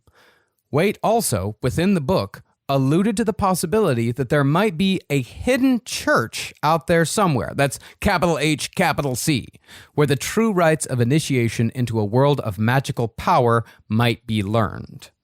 Now, Crowley wrote to Waite asking for further information about this hidden church, but Waite only gave Crowley more reading. You're going to want to like and subscribe. That's like what he did to Crowley. The suggested book was The Cloud Upon the Sanctuary by Karl von Eckartshausen. Von Eckartshausen was Bavarian and was actually a member of the original non-conspiracy Illuminati. But he left when he discovered that the Illuminati were actually only concerned with boring old reason. They're all such fuddy-duddies. They're fuddy-duddies. That's how it always starts. Well, we'll talk about the Golden Dawn too, but these guys are the same thing where, they had a couple of guys. Weishaupt, the guy who started the Bavarian Illuminati, he did want to control governments. But, in the end, you got to have a vision guy, and you have everybody else trying to put all the nuts and bolts of we got to get all these fucking illuminated people in a room together. Who's ordering salads? Oh, he doesn't eat fucking rabbit. This guy doesn't eat meat. I'm a pescatarian. Yeah, I get it. Well, the Bavarian Illuminati trying to get all that power through the pretzel. The pretzel power is very real. And if you can carb load world leaders, you can control their minds. Yeah, make them sleepy. Absolutely. Well, in The Cloud Upon the Sanctuary, though, von Eckartshausen did indeed speak of the hidden church which had so piqued Crowley's interest. And from that point forward, Crowley's main goal was finding that church. Ooh. Highly literal. Same thing, he was also obsessed with the Holy Grail. Yeah. When he was very younger, it's the same thing, because he wanted to go find it, but it's all in secret schools, it's allegorical, it's all about hidden knowledge, finding yourself. It seems like it's going to be really expensive. It is a lot of travel. Yeah. Well, that is true. All the secret schools, all that stuff, it is all allegorical. All the rituals and all that stuff is allegorical. But Crowley, at every point, thought that it was literal. Sure. And he was looking for the literal truth. And eventually, he made it literal. That's the call. The call is that. However, Crowley was also, at this time, playing at being a writer. In 1898, Crowley self-published 7 different works at great expense and extreme extravagance, printing each edition on expensive handmade paper. Because they were so expensive to print, and because Crowley was quite proud of his work, he charged ridiculously high prices. And since no one knew who the fuck Crowley was, and the people who didn't like him, no one bought any of his books. Yeah, but hey, he's got $7.3 million. What the fuck does he care? What does he care? It fucking drains. But it's also like how someone with 2 TV credits can teach a $600 improv class at a place because certain improv schools, which are not around as much anymore, they charge a bigger fee than other schools because it looks like their school is more important than other schools. Yeah, but then of course you do get a bit roll, maybe on 30 Rock. Hey, that's also gone. Yeah. Amongst these works, however, was perhaps Crowley's most infamous outside of his magical writings. That was a collection of poems called White Stains. Yeah, we got to it. I hate having a case of the bird shits. It's horrible, the old white stains. No, sometimes it just leaks. Pigeon crap. Even after the sex, it leaks out. It gets in there. It's disgusting. It's gonna get worse. Pornographic, yet still somehow boring, White Stains features poems about bestiality, necrophilia, eating shit, drinking piss, and having sex with Christ on the cross. Cool. And even though all that sounds like it'd be a hoot, it's still boring because Crowley was a fucking awful poet. It's unbelievable how you can make piss drinking. How are we making piss drinking boring? I don't know. How is making having sex with Jesus Christ on the cross boring? There are, however, some fun turns of phrase concerning coprophilia and europhagia, like in this poem called Go Into the Highways and Hedges. I hope everyone is hydrated. Yes, welcome to this middle-class poetry reading. Yes. Next up is Aleister Crowley. It's so good to be here. Yeah, absolutely. Influence the minds of the young. Here we go. Let my fond lips but drink thy golden wine. my bright-eyed Arab. Only let me eat the rich brown globes of sacramental meat, steaming and firm, hot from their home divine. And let me linger with thy hands and mine, and lick the sweat from dainty, dirty feet, fresh with the loose aroma of the street. And then anon I'll glue my mouth to thine. This is the height of joy, to lie and feel thy spiced spittle trickle down my throat. This is more pleasant than at dawn to steal towards lawns and sunny brooklets, and to gloat over earth's peace, and hear in ether float songs of soft spirits into rapture peal. Drink your piss, kids. Aleister Crowley, everybody. Aleister Crowley, and It's Mr. Aleister Crowley. yeah, to Mr. you. And Tommy. Tommy, you're next. You have a poem about visiting Big Ben with your family over the summer. Big Ben Yes, is Big a Ben. man. He is made of shit. Big Ben no. is a man. He made me eat that shit. I learned from Mr. Crowley. I see that you did. Aleister, please leave. Now, from my reading, considering how the title of that poem is a biblical reference, along with the brown globes of meat being sacramental, and the fact that the glober is Arabic, and also gluing my mouth to thine, spitting just the human spittle centipede. trickle. No, the poem is about him eating Jesus' shit and snowballing it back into Jesus' mouth. It makes all the sense in the world. You say snowball, I would call that cocoa mouth. That's cocoa mouth. That's a poo ball. That's a poo ball. I don't know about that. All right. And again, how do you make that boring? How do we make it I boring? don't know. Just did. Because that is really. Well, let's see if he can Okay. let's see if he can make necrophilia boring. All I'm going to right. take this one. Okay. Yeah, do This it. one I'm going to take. And this one's unimaginatively titled Necrophilia. My nostrils sniff the luxury of flesh decaying, bowels torn of festive worms, like Venus, born of entrails foaming like the sea. Cool. Yes! Thou art dead. Yeah. Thy buttocks now are swan soft.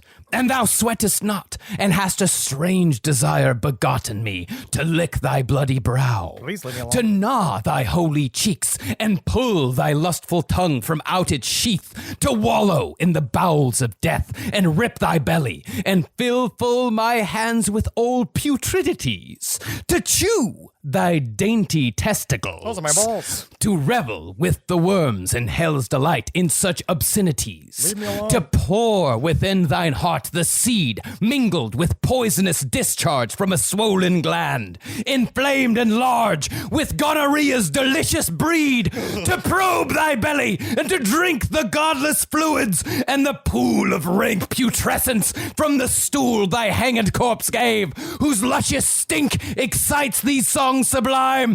The rod gains new desire. Dive, howl, cling, suck, rave, shriek, and chew. Excite the fuck. Hold me. I come. I'm dead. My God. I gotta tell you, Julie, this is the best eulogy I've ever seen. Really impressive stuff. Absolutely. And also, Peggy, you're up next with your poem about meeting the Queen. Mrs. Queen. Mrs. Queen. Give me pee. Mrs. Queen, I'm thirsty for pee. P. Give it me. Mrs. Queen, I thank thee. Mr. Crowley, you have poisoned my entire class. I am an inspiration. No, it is weird because it is really it's very over the top. It's very death metal-y. It is. It's got some merits here and there. I mean, if you had some sick-ass licks and some badass drums and stuff, I mean, it could work. It's like what happened with Rage Against the Machine. When the lead singer just got rid of the band and just did poetry, doesn't really work the same without Morella. It doesn't. No, it doesn't. No, you could hear like a fucking black metal musician just to pour that within thine heart is seed mingled with poisonous discharge. Throwing a bunch of pig blood onto the audience like that one band did in Brooklyn. Watay, yeah. Summer schedules can get busy fast with camps, vacations, sports, family time. And, every single time Carmi eats a block of dark chocolate, we got to take her to the emergency room. You know how much time that takes. All right, IXL makes it easy to keep learning part of the routine in just a few minutes a day. iExcel is an award-winning online learning platform that helps kids truly understand what they're learning, whether they're building math confidence, strengthening reading and writing skills, or reviewing science concepts. From pre-K through 12th grade, iExcel offers personalized, interactive learning that adapts to each child's level and pace, which is great because Carmi has been really slow in biology, and Wendy has really been struggling with American history, mostly just because she doesn't agree with the way it's being taught. So it's really important. You make an impact on your child's learning. Wendy, as soon as she gets her chicken, she is ready for all of her lessons. And Carmi just really has to eat 5 or 6 bites of liver, beef liver, chicken liver, and then she can really get down to, I'm hoping this is the year she reads To Kill a Mockingbird. So really, iExcel, thank you. Make an impact on your child's learning. Get iExcel now. And Last Podcast on the Left listeners can get an exclusive 20% off at iExcel membership when they sign up today at iexcel.com/left. Visit iexcel.com/left to get the most effective learning program out there at the best price. All right, I know what you're thinking. I like to go banking, but I don't want to give to these big old banks all the time that cater to the 1%. Well, go ahead and get yourself hooked up with Chime. It's banking built for you, not just those rich jerks. And they got thousands of fee-free ATMs because why pay to get your own money? Chime is working for you, man. You get your Chime card, you're going to get travel perks, you're going to get into airport lounges, you're going to get those chicken thighs. You know, every time I go to an airport lounge, I get chicken thighs. And you know what I say whenever I see a plate of chicken thighs? Give me more. Chime's going to get you those chicken thighs in these lounges, all right? Sure, they could serve other types of meat, but why would you when chicken thighs are so delicious? Chime is not just smarter banking, it's the most rewarding way to bank. Join the millions who are already banking fee-free today. Head to chime.com/left. That's chime.com/left. It only takes a few minutes to sign up. Chime is a fintech, not a bank. Banking services for Chime Card provided by Chime's bank partners. Optional products and services may have fees or charges. Stated cashback for Chime Prime only. No minimum balance required. For more information on travel perks, go to chime.com/disclosures. It's obvious we love true crime, but it does make us feel a little paranoid about what's out there, as it should. And that's why it's so important to get a home security system that gives you peace of mind. With SimpliSafe, you can stop crimes before they even start using their AI-powered cameras to identify threats on your property and alert US-based live agents to take action. Like arriving in a helicopter in the night, coming down from the helicopter, zipping down and breaking through the windows with their big axes, and going through the house, ripping through the walls, finding the criminals. It's easy to do. SimpliSafe has been a game changer for us. And the best part, there's no long-term contract. We've used it since the very early days of SimpliSafe here at LPN, and it keeps us safe, doesn't it? It keeps all of our thoughts inside the building. Then there's the ones we let out because they have to go out because that's a part of it. But SimpliSafe keeps the other thoughts safe. And for that, we say thank you, SimpliSafe. And we want you to experience the same peace of mind as we, which is why we've partnered with SimpliSafe to offer an exclusive discount to all of our listeners. Right now, you can get 50% off your new system by visiting simplisafe.com/LPOTL. That's half off at simplisafe.com/LPOTL. There's no safe like SimpliSafe.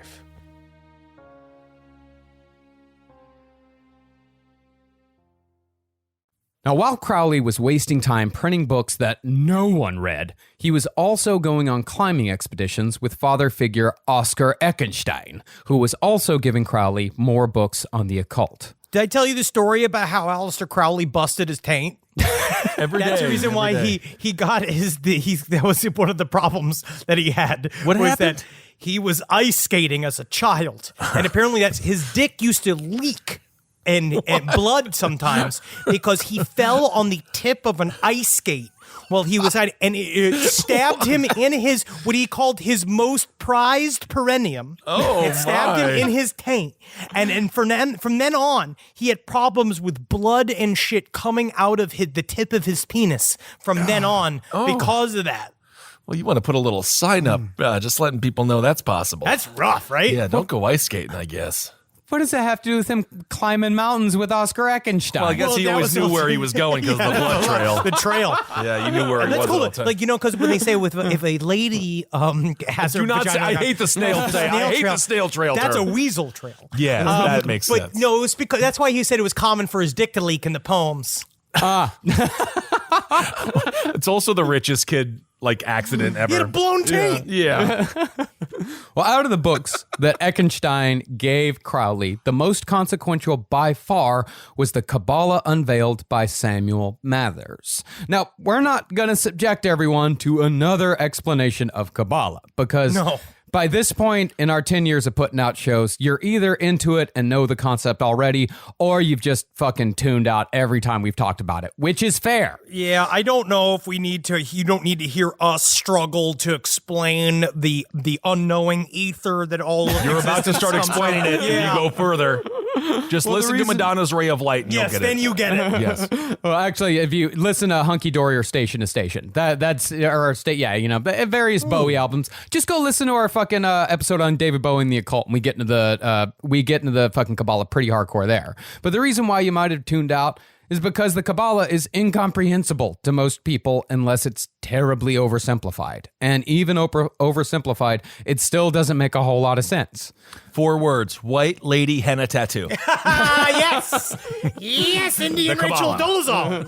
dolezal. You know what it is? I'll tell you what. I can give you a pretty good explanation of it right now, but that's because I've spent about 20 hours this week reading about esoteric magic shit. But talk to me next week, and I won't be able to tell you a single fucking thing about it. All right. But really, what was most important about the Kabbalah unveiled concerning Crowley was the man who wrote it, Samuel Mathers. But before Mathers came into Crowley's life directly, Crowley still had a few more magical characters to meet. During one climb with Eckenstein in the Swiss Alps, Crowley wasn't feeling well and left the camp for the nearest town. Once there, he went to the nearest pub and held court on the subject of alchemy, of which he knew next to nothing. Sure. You know what, though? It's a boring-ass day in the pub. You've heard everybody's stories, including your own, 1,000 times. Let's get a drunk rich kid in there screaming about alchemy. Fucking bring Fancy Fester in here. Come on, because let's do it. He definitely went from a Pugsley to a Fester eventually, and he comes in the room and he's warbling about any sort of magic and and his perennium and all that's the shit he that's a eats. good part. That's like, we'll have one more round of shots. He's getting to the perennium conversation. However, one of the men listening to Crowley that day was an Englishman and chemist named Julian Baker. Julian Baker approached Crowley and told him that he was in fact a practicing alchemist who had actually achieved fixed mercury, which is apparently a difficult thing to do in the alchemical world. I put it in the fridge. It's incredible. But then it turns out it's all, again, all the alchemists, it's all allegory. It doesn't mean anything. And he says this thing, but I think it's about him getting trapped in his quote unquote fixed mercury, if you know what I'm saying. Yeah, I think they're just going to end up having a lot of anal sex with each other. Through Julian Baker, Crowley met another practicing magician named George Jones. And to Crowley, all of this seemed serendipitous. He'd been searching for a magical master, and here he was with 2. Wow. Pretty soon, Baker and Jones were teaching Crowley how to astrally project by going through all the rituals, formulas, and meditations necessary to send your spirit out of your body for a cruise on the astral plane. That's awesome. I tell you what, though, the longer you meditate, I can kind of understand a little bit about how you can get yourself to the place where you can project, you can see yourself projected out. And he just had a natural, uncanny ability to really key into meditation and ritual.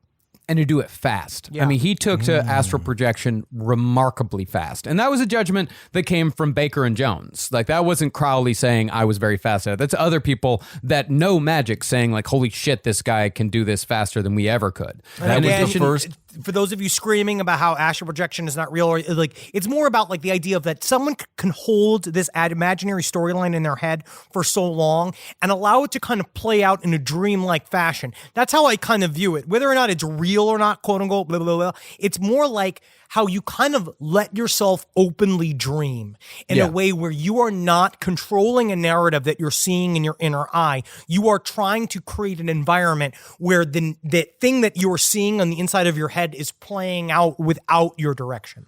It's like the first Wi-Fi. Isn't that nice? It is. It really is. Damien Eccles talks about that in his book as well, about being in solitary confinement.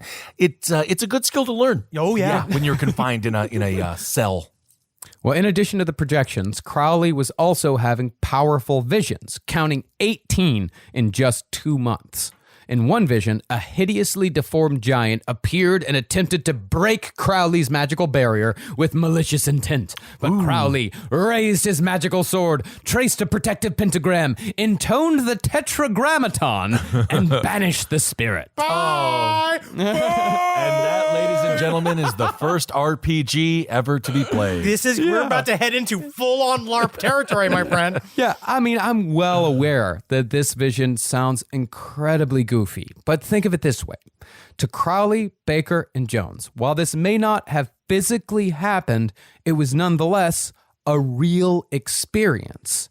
Even if it was just an hallucination, it was still induced naturally by these men without the aid of drugs. And inducing hallucinations of this sort had taken Baker and Jones years to achieve. All you skeptical motherfuckers right now, I know you couldn't just sit down and start hallucinating as if you'd just taken a fucking tab of acid. I am happy These guys could do it. I am happy that you just made up people for you to yell at. That's what we do here. That is really good. But you know what's That's called the power of magic, is what he did. He created an enemy, and then we destroyed it. But every time someone's like, oh, I got to the other plane holistically, and then they judge you for taking mushrooms, what they do is like much more dangerous. Yes. Because they'll be like, I ran for 1,000 miles. Oh, and no, then I didn't eat for a month. Physical trances are very real. I always talked about, I really did find a key into doing more physical things repetitively actually helps me get into a trance state faster than just sitting and thinking. Oh, yeah, But working out. He was a guy that kind of, it's just about,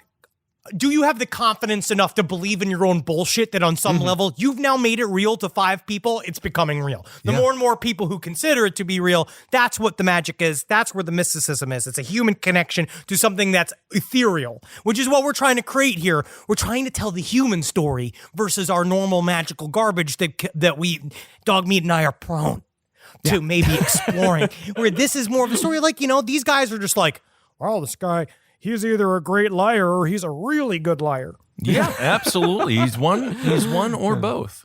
Yeah, and even though it'd take Baker and Jones years to achieve, Crowley had managed it in months, if not weeks, if not days.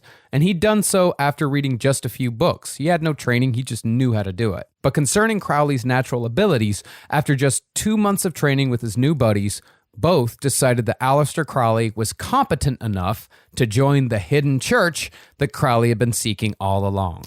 The Hermetic Order of the Golden Dawn. We are back at lightweight Hogwarts. It is here. Like heavyweight Hogwarts, to be honest. This is the problem, is that Crowley was expecting, he had a lot of hype for the hidden church. There was a lot of hype. And I'll get to that here in a second. Okay.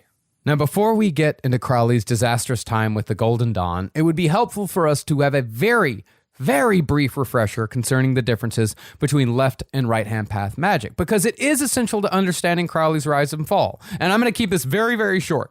I promise. I promise. I'm not adding anything. We'll do Tyrannosaurus Rex arms for both. Little hands, little left-hand path, little right-hand path. Well, basically, right-hand path magic, which includes organizations like the Order of the Golden Dawn, is more of a quest for spiritual transcendence and knowledge, while the left-hand path, like Crowley's later Thelema, is concerned more with physical results in the here and now. In other words, in right-hand path magic, the creation becomes one with the creator, while on the left, the creation becomes the creator and is therefore supposed to be able to see the source code of the universe and rewrite it as they see fit. In essence, you become Neo in the Matrix. And that's in the right-hand magic. That's magic. And in the right-hand path magic, they believe in the idea that only certain people should be allowed to physically practice magic. Where the left-hand path magic is way more about unlocking the open-walled gates of these secret societies and letting everybody in. And if you want an example of a cool synchronicity, the name of our show alludes to left-hand path magic. on the left, even though the show was named by Ben, who at the time had no knowledge of magic whatsoever. What are you talking about? We already did this episode on magic. I told you about, I like the guy who floats, David Blaine. Daddy, you love David Blaine. And Copperfield. That's easy. Copperfield. Again, it's his call to the passage of the initiate. Yes, indeed. Now, concerning the Hermetic Order of the Golden Dawn, its three founding figures were Dr. William Woodman, Dr. William Westcott, who studied under Madame Blavatsky, and Samuel Mathers, who had written the Kabbalah book that Crowley had loved so much. Now, it's important that Westcott studied under Blavatsky because much like Blavatsky's hidden masters who held all the real magical power and granted spiritual authority, the Golden Dawn had a similar concept with the secret chiefs. This is constant throughout every secret society. The Hermetic Order of the Golden Dawn essentially took the teachings that the Rosicrucians have been doing for 300 years and also mixed with the Kabbalah, mixed with all of like the ancient teachings of like the Egyptian secret schools. So the work that is inside of the initiation rites and the rituals of the Golden Dawn is stuff that is old, but they created sort of like a fake story of how they got it, right? Yeah. There's always some hidden master that you have to be a special adept to get in touch with, and then the adept takes the lessons and then spreads it around to everybody else, and it's just not supposed to be meant for laymen. You're supposed to be gradually spoon-fed these things, and you're supposed to do rituals that are supposed to be kind of boring and humdrum and rote, but they're supposed to be become such a part of what you do, the invocation, the banishments, all the lesser things you're supposed to do, such a part, it so works into your body that then you're allowed to keep going up the ranks, and then again, you keep finding out that it's fucking... It's really expensive. Yes. Yeah, that's what you... And if you time it out just perfectly, you realize it's all bullshit right before you die. That's what you hope. That's when you're like, this whole thing was, be sure to drink your Ovaltine. Now, at its height, the Golden Dawn had about 100 members spread across several lodges and taught the use of magical weapons, talismans, magical circles, and astral projection, among many other things. According to occult historian Colin Wilson's reading, the Golden Dawn practiced serious ceremonial magic as opposed to ritual magic that used drugs or sex, two things that would become Crowley's main motivators. Oh, yeah. But when Crowley finally reached his initiation into the Golden Dawn, he was sorely disappointed with what he found. Yeah, buddy. Because think about this. There was a period of time when there were people that would put on whatever their tax forms. They were wizards, were walking around. These were real historical figures that believed that they had these, that they were on a path. They were training to be legit sorcerers. So again, Hogwarts was real, ostensibly. There was John Dee. Like John Dee existed. He was he was a court magician, and that wasn't that long ago. They existed. Yeah. So they were around. These were real characters. But then you show up, and then it's kind of like when you meet your favorite comedian, and then you find out. Then you do a podcast with him for 10 years? Yeah. Yeah, Henry was quite a fan.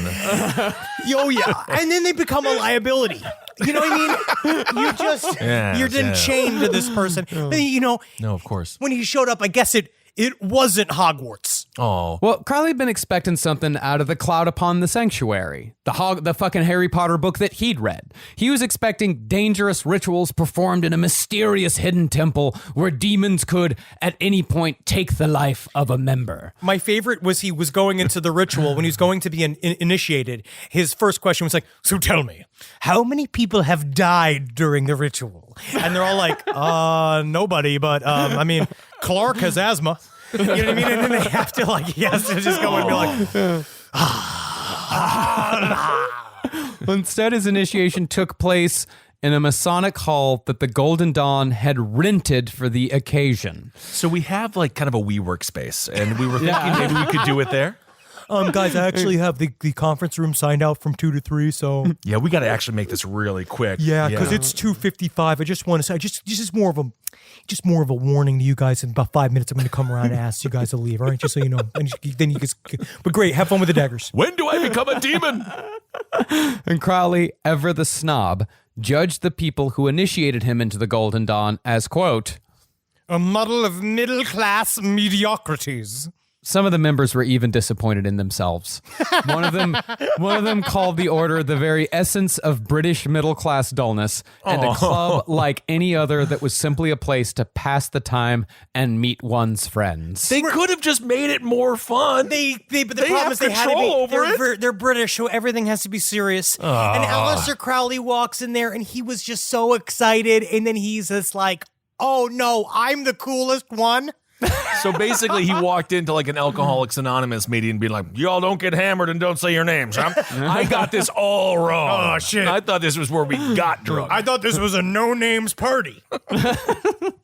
But in Crowley's judgment of the members of the Golden Dawn being mediocre, he was being entirely unfair and was once again putting other people down as a way to raise himself up. I remember because he was trying to talk about how he wanted to be a chess master. And then he went to his first chess masters, like this big thing would go. And he looked around, he's just like, literally, he's like, they're all dressed so bad. I have to leave. Oh, and he just my left. God, he's He such quit a because they were all just jackass. frumps. He was just like, I can't be in there. Well, at this point in its history, the Golden Dawn actually had some pretty impressive members, both male and female. You had Annie Horniman, who would help Annie. It's Horniman. I know it's Horniman, but it's spelled Horny Man. I know Annie Horny Man. Yes, we're the long lineage of the Horny Man. I'm Ted Hornyman. That's Bob Hornyman. I'm Carol Hornyman. Yes, indeed. Well, anyway, she helped launch the career of George Bernard Shaw, important person. There was Florence Farr, a famous actress and women's rights activist. At one point, even Bram Stoker was a member of the Order of the Golden Dawn. Oh my, the ultimate horny man. But perhaps the most impressive member, who was deep in the sauce the entire time, was a man known in the Golden Dawn as Daemon Est Deus Inversus, which translates to English as the devil is God inverted. Whoa, dude. Got me, dude. I mean, if he can say his name, he's not that drunk. Yeah, that man was one of the greatest poets of the English language, William Butler Yeats. Yeats. Wow, crazy. But Crowley had no respect for Yeats, mostly because Yeats rightly had no respect for Crowley's poetry. But Crowley was around some of the most powerful people of his era. Why didn't he? He could have formed the traveling Wilburys with them, trying to like get together. It seems like he closed a lot of doors for himself. They saw something in each other because Yeats became his immediate enemy. Why? Because Yeats was the good one and he's the new bad one. Yeats was the talented one, and Crowley was the asshole. Crowley, if Crowley would have tried to learn, he could have gotten talented. He could have. And the other thing about Crowley is that, speaking of him learning, part of the reason why he was such a terrible poet and such a terrible writer is that he refused to have anyone else edit him. Yeah, he wouldn't take any notes. That's what Charles Manson did. Exactly. He thought he was too much of a genius for anyone to touch his work. Okay. Yeah. Well, really, the only people that Crowley had any respect for in the Golden Dawn was co-founder Samuel Mathers and Alan Bennett, Samuel's number one guy. See, despite being a talented magician, Alan Bennett wasn't a successful man. The day after Bennett and Crowley met, Crowley went to the South London slum and found that Bennett was living in poverty in an apartment that he shared with another Golden Dawn member. You have roommates in a studio? Oh, nothing's worse than that. Wow. Honestly, it is disappointing to see an older man with a roommate, especially if he's a wizard. I mean, but it's also not a reason to judge them and think they're less than you. But the truth is, I think more wizards than not have roommates. Of course they do, or they're homeless. Well, seeing an opportunity, Crowley told Bennett that in exchange for magical instruction, Bennett could come live across town with him in Crowley's luxurious apartment. You'll call yourself a roommate, but I will call you a butt boy. like a butler, right? Like a butler. Like I'll give you food and Sure. stuff. No. Okay. And yea, they did have much anal sex. Yay!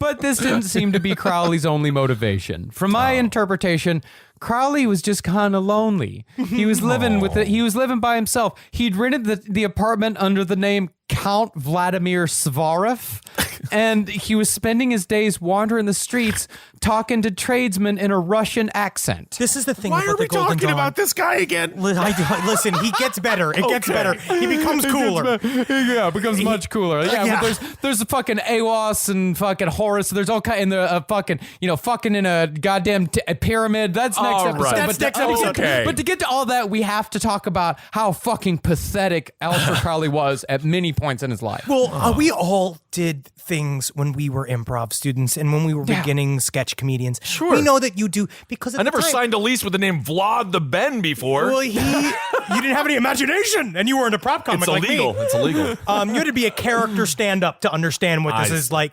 All of these guys, this is the truth. The Golden Dawn, love them to death.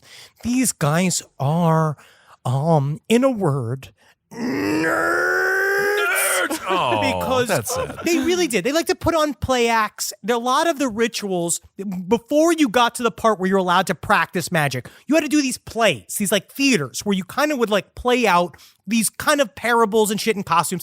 And it was actually a thing within the Golden Dawn where like, it was, I don't know if you'd call it like a fashionable thing or it was like a phase. A lot of these guys would do stuff like that where they put on a costume, give an accent and act like somebody else. Well, Samuel Mathers was really big into that. He changed his name to McGregor for a little bit because there was a big like fad where everyone wanted to be Celtic for a little while in Victorian England. Oh my God, he did that? Yeah. So he changed his name to McGregor Mathers and talked in a Scottish accent, wore kilts everywhere. It was fucking nerdy. It was so nerdy. I'm just really, happy really that nerdy. kind of appropriation has been going on forever. How you say cucumber? How you say? But he was like playing this like being a Russian dude, and they said that he was awful at it. But at the same time, he was trying to. In a way, it was like he was trying to fit in. It seems like he wasn't good enough. No, he was just lonely, and he's just walking around literally like it's lonely to be evil. It's hard, man. You want just to be hugged. You can also just go down to the pub and not be an annoying prick and then have a friend. It's that thing where you keep pushing and pushing people away and you just want them to keep coming back to you. As much as you push them away, you want to be needed. You want to be loved. You want That's to be going to take accepted. some money. Yeah. Well, he said that he was doing this to test whether people would treat a Russian nobleman differently than an upper class Englishman. I think he what did a it just- difference between the two. I think he did it just so he'd have an excuse to talk to people. Yeah, he was kind of like being a Sacha Baron Cohen. He was having fun. Regardless of Crowley's motivations, though, Bennett, of course, jumped at the chance to leave the slums. And before they knew it, Crowley's life was taking a truly magical turn. According to Crowley, he succeeded in materializing the helmeted head and left leg of a healing spirit called Buer in his apartment. And another time, watched as 316 half-materialized demons ran rampant around his room. Oh, you my can see him God. like taking off that big hat of his and throwing it down and stamping on it, being like, "You damn demons, you get out of my sugar. They're in the sugar, and they're in my asshole." Cut to his neighbors downstairs with the broom handle just slamming the top of their wall. Just be like, can you shut up, please? It is just anybody that is in another apartment. That is what they're doing. They are chasing 316 half-materialized demons. What a nightmare. But to make it extra spooky, Crowley even kept a skeleton in his cupboard that he fed with blood, small birds, and tea, because he was trying to bring it back to life. But all he managed was to grow a little bit of slime on the bones. Yes, and now that I think about it, I put this slime on there. This is my slime. This is homebrewed slime. Homebrewed slime. Wow. Regardless, according to Crowley, the magical atmosphere was so thick in this apartment that the landlord had a hard time renting out the space after Crowley and Bennett finally left. Oh, it was the magical atmosphere that was thick? Yeah, I guess that's it. Is that why you got charged to clean up your apartment because of the magical atmosphere you left behind, Kissel, when you moved to LA? my Bud Light and Ganga that I had set up. But besides magical instruction, Bennett's most important yet negative contribution to Crowley's life was the introduction of drugs. See, Bennett had asthma, which in 1898 entitled him to opium, morphine, cocaine, and chloroform. Oh shit! Since when is the guy with asthma the coolest guy in the fucking room? Also, since when does chloroform help you with asthma? Does it help you sleep? I don't know if you need help with that. These drugs, With these drugs, Bennett introduced the idea of combining mind-altering substances with the practice of magic, which was something Crowley would try and use, sometimes to great effect, but mostly to great detriment throughout his life. Yeah. But even though Crowley was thriving, all was not well within the Hermetic Order of the Golden Dawn. Even before Crowley showed up, a power struggle had been brewing between the founders. Wizards always start. Come on, wizards. We got to stop fighting with each other. I don't this think wizard that's on wizard possible. crime. This wizard on wizard crime has to stop.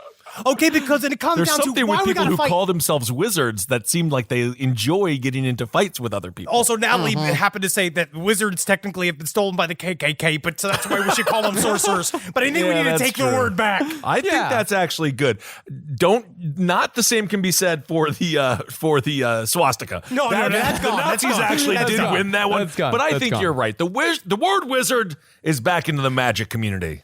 As long as you don't put the word grand in front of it, I think wizard's fine. We can what take if you wizard were- back. But what if you're a very impressive wizard? Then You can call I- yourself I- a big boy wizard. I'm saying the whole thing. You can call the KKK doesn't own anything. That's what I say. Well, in the Golden Dawn, he who speaks to the secret chiefs holds all the magical cards. Who are completely real?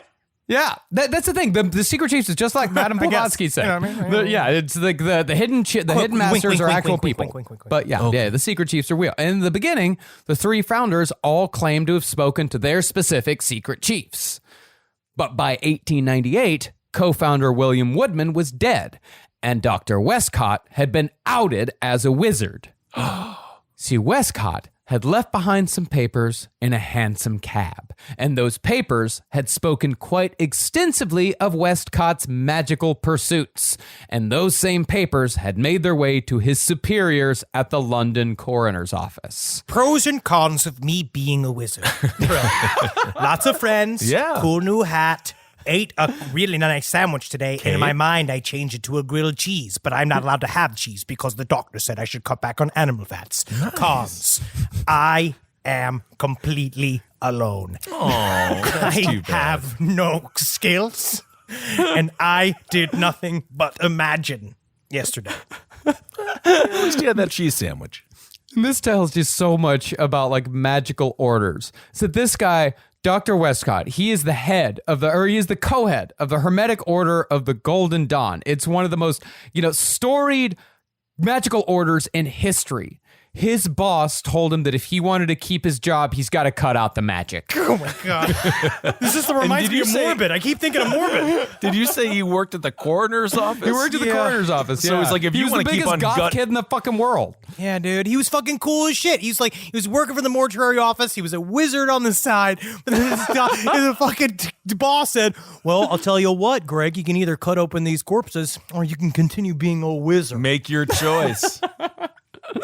So Westcott left the magical world behind, at least temporarily. Hey, man, For the just a draw of bit. cutting up British corpses is just that big. Do you know how many sketch comedians we lost to Strong. day jobs? Oh, well, most of them.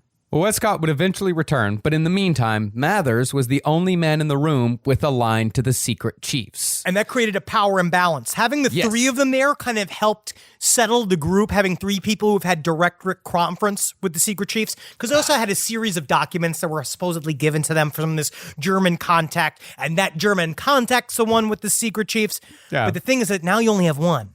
And that means he has so much power over this group and presiding over a group of people that are also literally power hungry is very difficult. It is. Also, I have to mention there's a WWE storyline with Roman Reigns as the chief, the head of the table of this great Samoan family. It's exactly this. So it's very bizarre. Now, since two of the Golden Dawn's three founders were Freemasons, they took concepts from their former organization. The Golden Dawn had a hierarchical system of degrees, just as the Freemasons do, with three sections called orders: first order, second order, third order, and each order had 10 grades.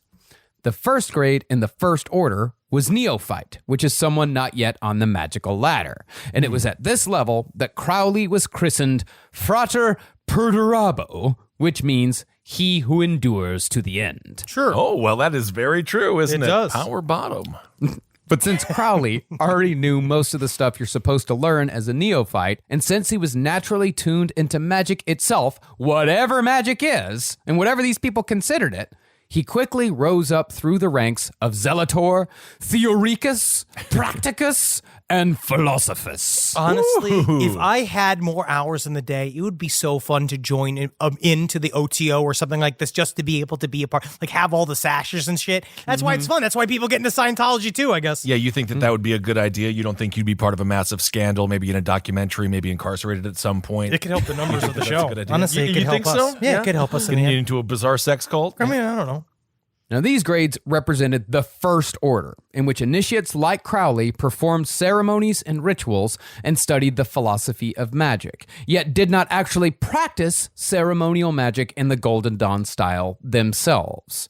That privilege was saved for the Second Order, where Samuel Mathers and William Butler Yeats were, among others. Yeah, the Second Order was the house team of the Hermetic Order of the Golden Dawn. Yeah. Above the Second Order was the Third Order, the highest order, and that was where the secret chiefs were. And that was also where no member of the Golden Dawn had yet reached. You know what would help us, the three of us, help make decisions? You know what we should do? We should create a get a fourth whiteboard. chair. No. But like, no whiteboard. I don't want to write anything down. But we should all sit, when we have meetings, we should have a chair that's empty. That we say, that's the chair for the CEO of LPN. Right. And we have to ask the chair, and then each one of us decides we have to go look at our scrying balls and all talk about what the boss told us to do through the scrying balls so that we don't have to be the leaders of ourselves. Well, that goes against every single one of our beliefs. And this Third Order, this highest level, this is where Crowley believed he deserved to be. It didn't matter that his mentors had never reached that point or even come close. He believed that he was going to be at the highest level one of these days. What is it called? The Ibisimus? That's like the god level. The Ibisimus? Ibisimus. Yeah. It's unnecessarily complicated. Yeah, but it means being a human god. Yeah. Which is also very similar to what happened with Mormonism, which is, again, we talk about all of this, and we talked about this. We talked about this, yeah. But even though Crowley had risen to the highest level of the First Order in a matter of months, a probationary period was required before he could advance to the Second Order. So you could really think about why you're in the Second Order. Yeah, absolutely. Yeah, and so Crowley spent time performing magic on his own. In the apartment where he was living as Count Svarif, Crowley decided to perform a highly difficult and complex magical working known as the Abramelin Ritual. Basically, this is a ritual that is designed to put the magician in contact with their own personal guardian angel. Now, the way the term guardian angel is used here is not necessarily how we might think of a guardian angel. Like, say, it's not like George Bailey's guardian angel in It's a Wonderful Life. What these magicians meant when they say guardian angel is contact with a higher intelligence that can impart hidden knowledge, which, now that I think about it, is exactly what George Bailey's guardian angel did for him. Yep. And all it took was suicide. Suicide, it's a suicide. Suicide. It's a suicide. But the problem with the Abramelin ritual is that it requires patience and discipline, which, for Crowley, are two things that were always in short supply. In order to make the ritual work, the aspirant must lead a pure and holy life and do nothing but concentrate on the ritual for 6 whole months. Woo. Once the aspirant has totally focused himself on the task, then and only then can the fun part with all the magical accoutrement and demon battling and such begin. Okay. But Crowley was not living a pure and holy life. Well, you know what he did is that he did that try-hard thing, which is why the Rushmore concept comes up when I think about Aleister Crowley, where he thought that he was so special and so talented that instead of like doing small things first or like building up to doing something, he saw like the most fucking impressive, biggest ritual of all of them. And he's like, I'm going to do that one. I'm going to do that one. I'm going to make y'all, I'll show y'all, I'll do that one. And meanwhile, like, no one's asking him to do it. No one's like saying like, hey, you should do this. Because they're he's building the aquarium. Yeah. Yes. And it's just like, there is no reason. Yeah. And instead of living a pure and holy life, Crowley was more focused on drinking, drugs, and sex with other members of the Golden Dawn. Well, isn't that a different kind of holy life? It is. He slept with Florence Farr, Alan Bennett, and began somewhat of a relationship with an initiate named Elaine Simpson. Meanwhile, Bennett had moved to warmer climes for his asthma, and since the apartment he and Crowley shared just wasn't the same, and since Crowley's building was under police investigation for homosexual activity, Crowley... Hey, little hint, you're in London. Epicenter. Yeah, This is the 9/11 of homosexual activity happening inside of that apartment. Dumbass cops. What you guys doing in there? I smell cum. I smell cum. I smell cum. I smell cum. Because of all that, Crowley decided to move under the claim that the apartment just wasn't the right place for the Abramelin ritual. It wasn't. You have to build the whole thing. I got into it. We'll just talk about it more in next episode. I mean, honestly, with the police sirens outside, just be like, you guys doing gay stuff in there? You doing gay stuff in there? So in August of 1899, Crowley left London and bought a property in Scotland called Boleskine. And that property was where else but right on the shores of Loch Ness. Cool. Neat. However, this seeming confluence of paranormal lore is merely a coincidence, although some do blame Crowley for summoning the Loch Ness Monster when it appeared decades later. You know what? Why not? Sure. Why not? Blame him. Blame him. He made it. But we'll get into the Abramelin ritual next time. But he put a lot of work into it. Chunky a little bit. You'll see. Seems hard. Now, almost as soon as Crowley arrived at Boleskine, before he even began doing Abramelanic magic, he found that the shadowy figures who had haunted his London apartment had followed him there, and strange things began occurring at Boleskine.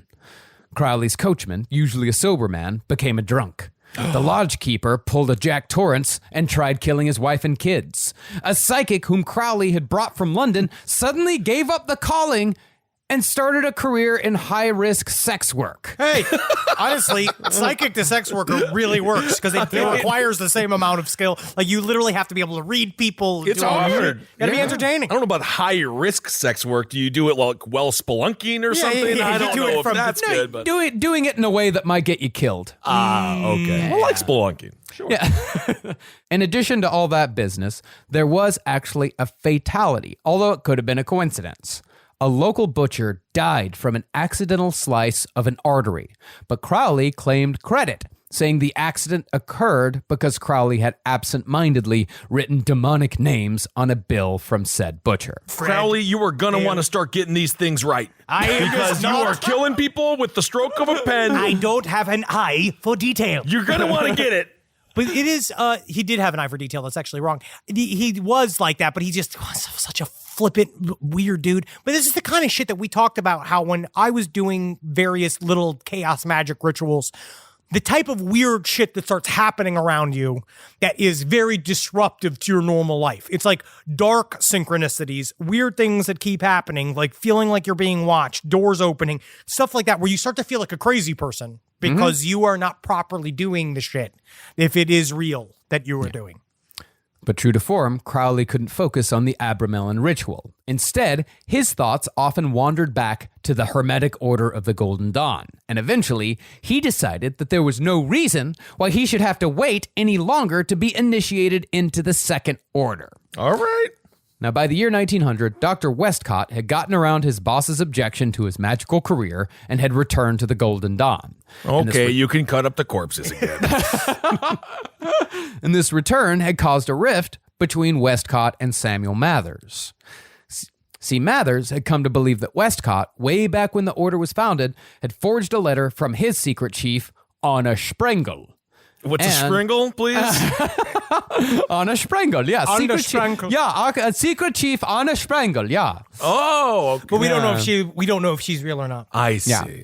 But because Mathers believed that Westcott had forged this letter, he believed that Westcott had lied his way into power. Now, Mathers No way. No, I don't think people would do that. I know. Now, Mathers hadn't told anyone about this yet, but the schism was still growing. As such, the Golden Dawn was becoming divided between those who followed Westcott and those who followed Mathers, and Westcott was winning. Regardless, though, Crowley still wrote a letter to Westcott asking to be let in to the Second Order, but much to Crowley's chagrin, Westcott roundly rejected Crowley's request. Now, it could be that Crowley was rejected because he was Mathers' golden boy, and Mathers was on his way out.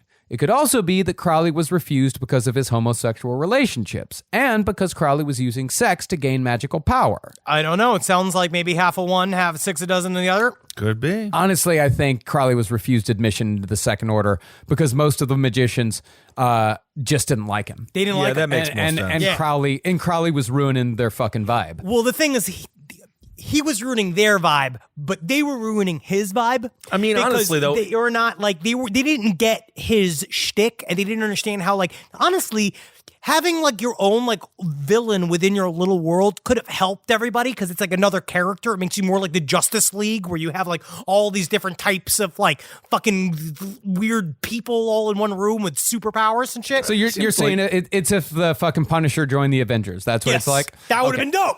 That'd be cool, right? I don't know, because also you can have a turd in the punch bowl and might not be good. Look at Isaiah Thomas. That's the Left problem. off the 1992 Dream Team. Definitely good enough, but nobody liked him. Well, Jordan and him were fighting. Everyone was fighting with him. He was very mean to a lot of people. I mean, it's like, Crowley walks into the room and he expects everybody to adjust to him. Mm-hmm. And they just, it's just not the fucking vibe they're going for. They're not looking for a dude that's fucking shooting heroin into his eyeball while another dude is blasting him in the ass. They're looking for sitting in a room and doing little pretty sandwiches. much the same motions over and over again. Yeah, and they like the little sandwiches, and it really was just a hangout for them. Yeah. They were all like hanging out when then Aleister Crowley's like, we will crack open the very ground. We will rise demons from the grave. And they're all like, honestly, I just want to fucking have lunch. That's why I don't hang out with overbearing stand-up comedians. That's why I never hung out at the big boy table. It's just a lot of one-upping. A lot of one-upping. I'm just a little more, I'm too chill for that. Well, yeah, I always said that I am. Yeah. Well, William Butler Yeats thought that Crowley was, quote, a quite unspeakable person. Oh, right. But it's not like Yeats himself was particularly freaked out about Crowley's drug use or his sexual carousing. Because Yeats, he was doing mescaline and smoking hash in service of magic long before Crowley even heard of the idea. He just didn't fucking like him. Yeah. But since Westcott and Mathers were already engaged in a magical spat, Crowley became the monkey in the middle. And Mathers decided to assert his authority by initiating Crowley into the Second Order himself. I'll make my own Second Order. Literally, that's what he did. He was like, all right, we don't need to be in that one. We'll do this other one. I'll make you own, do my own. We'll do it all ourselves. Absolutely. But when Crowley went to Golden Dawn headquarters in London to receive the rituals appropriate for his new grade, he was stopped at the door by Miss Cracknell, the Golden Dawn secretary, and was told that the temple didn't recognize his initiation. Ooh, Lord. Ooh, that's Secretaries are always the toughest people in the building. They are, They are because the front lines. you're yelling at Aleister Crowley. Aleister Crowley's like standing in front of you and be like, no, sorry, I don't see your name on the list. Don't see it on the list. Basically, the Golden Dawn was sending a message to Mathers that they didn't recognize his authority anymore. Mathorta. And in response, Mathers put Westcott on blast, revealing in a letter to Second Order member Florence Farr that Westcott had forged his letter from Anna Sprengel. Oh, Lord. Got snitched out on that one. You can't be forging those letters. Not for magical adepts. Well, what this meant was that since Westcott had lied about Anna Sprengel, he had never been in contact with the secret chiefs. And therefore, every bit of magical knowledge that the Order possessed had come from Mathers. And it was only through him that the Golden Dawn could exist. So much fighting. Just one more thing before I go, guys. How you say cucumber? Love this guy. What country is this guy from? In response to that, Westcott said, nuh-uh. No. Whoa, that's a powerful rebuke. Mm-hmm. And he doubled down on his claim that his letters from Anna Sprengel were genuine. After that, Yeats and most of the others backed Westcott, while Crowley backed Mathers. So Crowley and Mathers formed a plan to retake the Hermetic Order of the Golden Dawn. Yes, it's time. Hostile takeover. Okay. Now, Crowley and Mathers weren't alone, but strange things began to happen to the people who backed them. 2 members loyal to Mathers had their carriage spontaneously catch on fire. Whoa. And loyalist Elaine Simpson's rubber raincoat did the same. It's fucking weird, man. Magic's starting to doing a magic fight. This is a wizard fight. Honestly, the rubber must have gone to her body. That would have been horrible. Must have melted to her body and stuff. That's very uncomfortable. As far as Crowley went, his protective talisman seemed to be bleaching itself, which, to him and Mathers, was proof that they were under magical attack from Westcott and his followers. Oh man, it's real. It could be. It's real. And to counter this, Crowley and Mathers decided to retake possession of the Golden Dawn headquarters in London. And that brings us to the Battle of Blith Road. Think about this. This is real. This is about to happen. Like, this is a real, and there are other people trying to live their normal lives. You know what I mean? Everybody else is living just a normal London life. Yeah, they just didn't want to know. have a couple of drinks at the pub, go But work there- at the fish place. There is a magical war happening right in front of them. And they have no idea. No clue. Almost like it's not real. I'm not going to say that. I'm not saying that. No, stop it. No, once they decided upon a course of action, Mathers sent a telegram to members both loyal and on the fence, telling them to arrive at Golden Dawn headquarters on Blith Road on April 20th. Fuck yeah, 420. 420. However, the only person who actually took any action on this was William Butler Yeats, who heard about the upcoming coup and just changed the fucking locks. Jesus Christ. We literally could have stopped the whole insurrection on January 6th if someone had just done that. Honestly, half all lock. That may have worked. Wow. Okay. Oh, yeah, he just, when he was like, oh, they're coming. Oh, they're coming to take over the Golden Dawn. When Crowley showed up for the battle that day, though, he was dressed for the part. Crowley arrived wearing full Highland Scottish dress, along with a huge Crusader's cross around his neck, made of gold, a dagger at his waist, and a black mask over his face. It is This very is- hot in here. It is like when the rich white dude shows up at the YMCA to play basketball in the brand new Jordans, the Oh, the whole kick-ass gear. gear, got like awesome-ass clothes. Dude, it's just like he put this black mask over his face. You know he can't see shit. He has to like walk around. Two other adepts are like helping him go everywhere. And he's like, I do not need your help. I have the sight of the mind. Show me where the door is. See, the plan was to rush the place with loyalist Elaine Simpson and a hired goon. And the point was they were going to take possession of one of the ritual rooms. But Once again, And then they were going to start like doing magic inside the rooms and seal everything. yeah. But once again, Miss Cracknell stood in their way. This I fucking- love Miss Cracknell. But this time, she was no match for the two magicians and their goon. They rushed past, and Miss Cracknell headed to the post office to send a telegram to a local second order member named E.A. Hunter, pleading for help. But when Miss Cracknell arrived with Hunter, they found that Crowley had taken possession of a series of rooms and had again changed the locks. There's no way around this. How are we going to stop this from happening?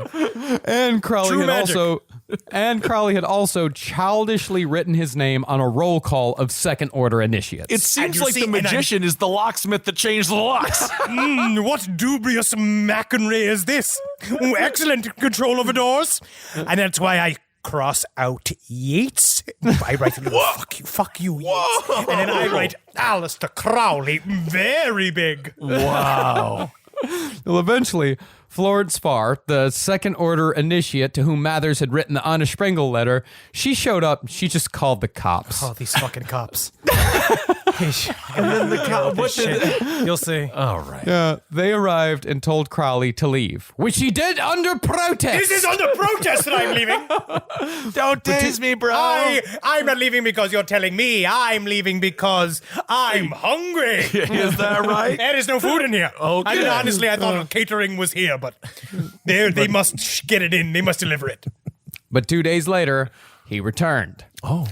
Elaine Simpson was there yet again, but there was no goon to be had because the goon they'd hired this time couldn't find the place. And only showed up after everything was over and done with. Where is my goon? He's like outside. He's like in black. He's like, because it's like covered in sweat and he's like trying to like issue orders to people. It's like he's sucking in the fabric of the mask like into his face and stuff like, man. and then eventually just kind of probably had to fold it over and just be like, okay, just find the goon. Where is the stairs? And then the goon is just out there knowing that he has a job to do and he can't find it. I don't know what's gonna. That wizard guy's gonna be mad at me. Oh, man.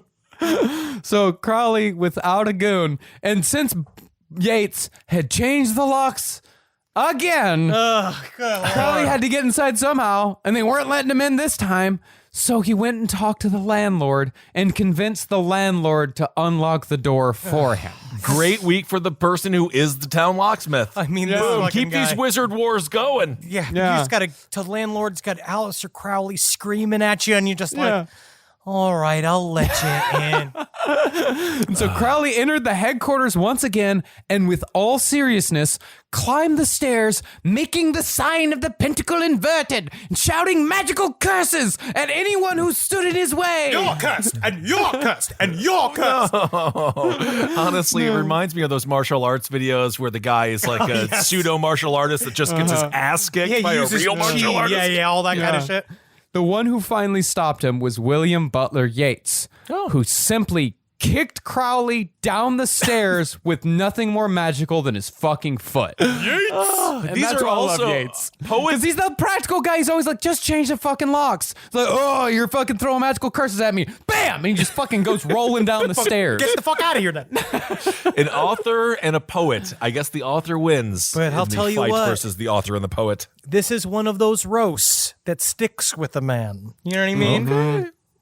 Finally, Yates convinced the landlord who'd let Crowley in the first place to call the police. Oh, God. And once again, Crowley was politely asked to leave. None of protest! There was real crime going on, right? Isn't this like there's a bunch of murders don't and stuff know. happening? Like this is your what the night- police are doing? This is year 1900. This is like 12 years after Jack the Ripper. Whitechapel's still a mess. Okay. Yeah. Once Crowley was gone, Yates ejected both Samuel Mathers and Elaine Simpson from the Second Order, but made a point to say that Crowley wasn't kicked out because he'd never been accepted in the first place. I hate you! You can't be kicked out of a thing you never been in. I will let you bottom me until you go insane! Like, was this known as just like bitch behavior, or did he create this? Where was he the first one to be like, you can't fire me, I quit? Or was that already something in the lexicon of the people? I think that's been around since Jobs existed. Yeah. Yeah. Okay. Yeah.